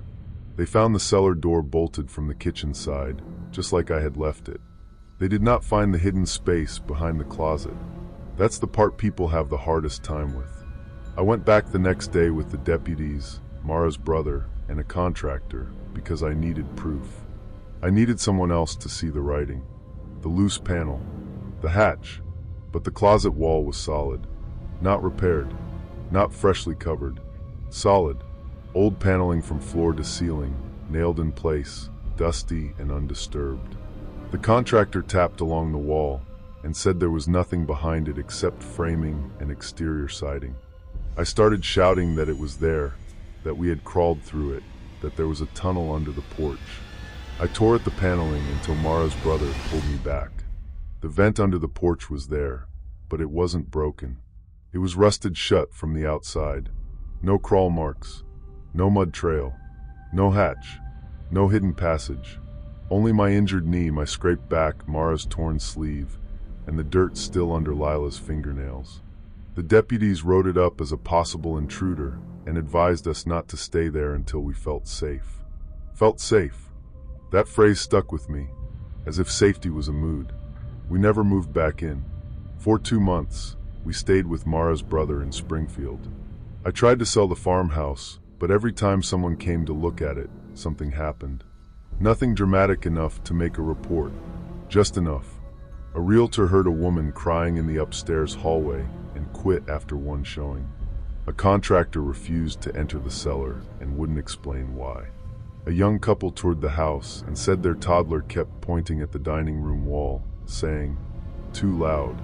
Eventually, I sold it for almost nothing to a land management company that planned to tear it down and clear the acreage. I thought that would be the end. It wasn't. 3 weeks before demolition, I got a call from Mrs. Keene at the library. Her voice was quiet. "Daniel, did you remove anything from the farmhouse?" "No," I said. "Are you sure?" "Why?" She hesitated. "Someone left a box on the library steps this morning. It has your grandmother's name on it." I drove down that afternoon. The box was small, cardboard, tied with twine so old it crumbled when I touched it. Inside were papers, floor plans, letters, a few photographs, and a cassette tape.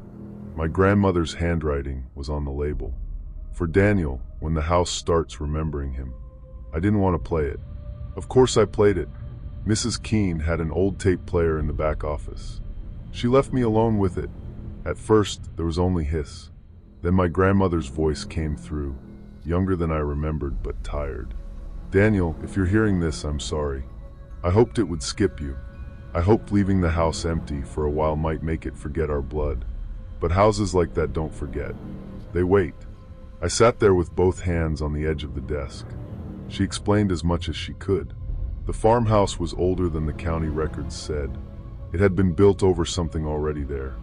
A root cellar, maybe, or an old storm shelter. Families had lived in it and left. Some vanished. Some stayed too long and changed. The voices were not ghosts, she said. Not exactly.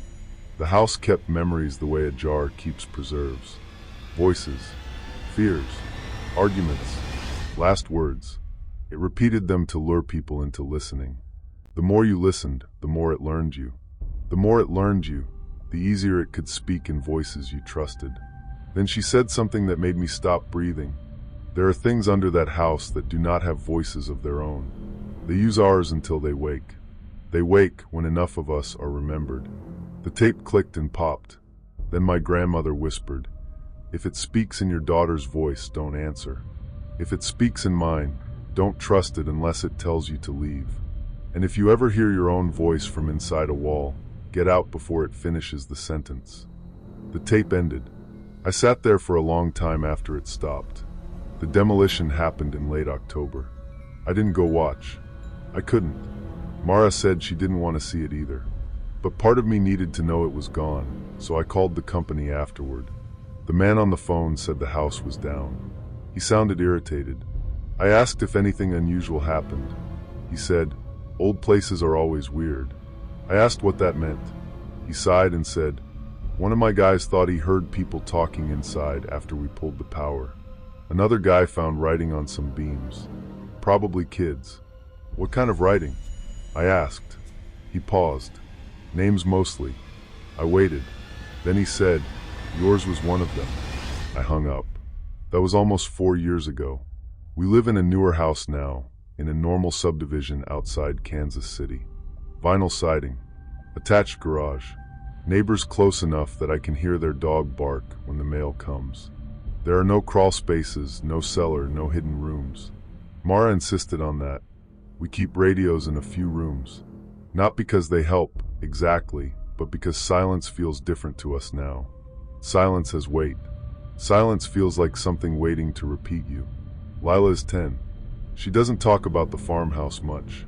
Sometimes I catch her watching walls, especially in older buildings, and I know she remembers more than she says. Mara and I don't argue in the house anymore. Not loudly. Not because we became perfect people, but because we both learned what it feels like to hear your worst moments thrown back at you by something that doesn't understand love, only sound. A few months ago, I found Lila standing in the hallway outside her bedroom after midnight.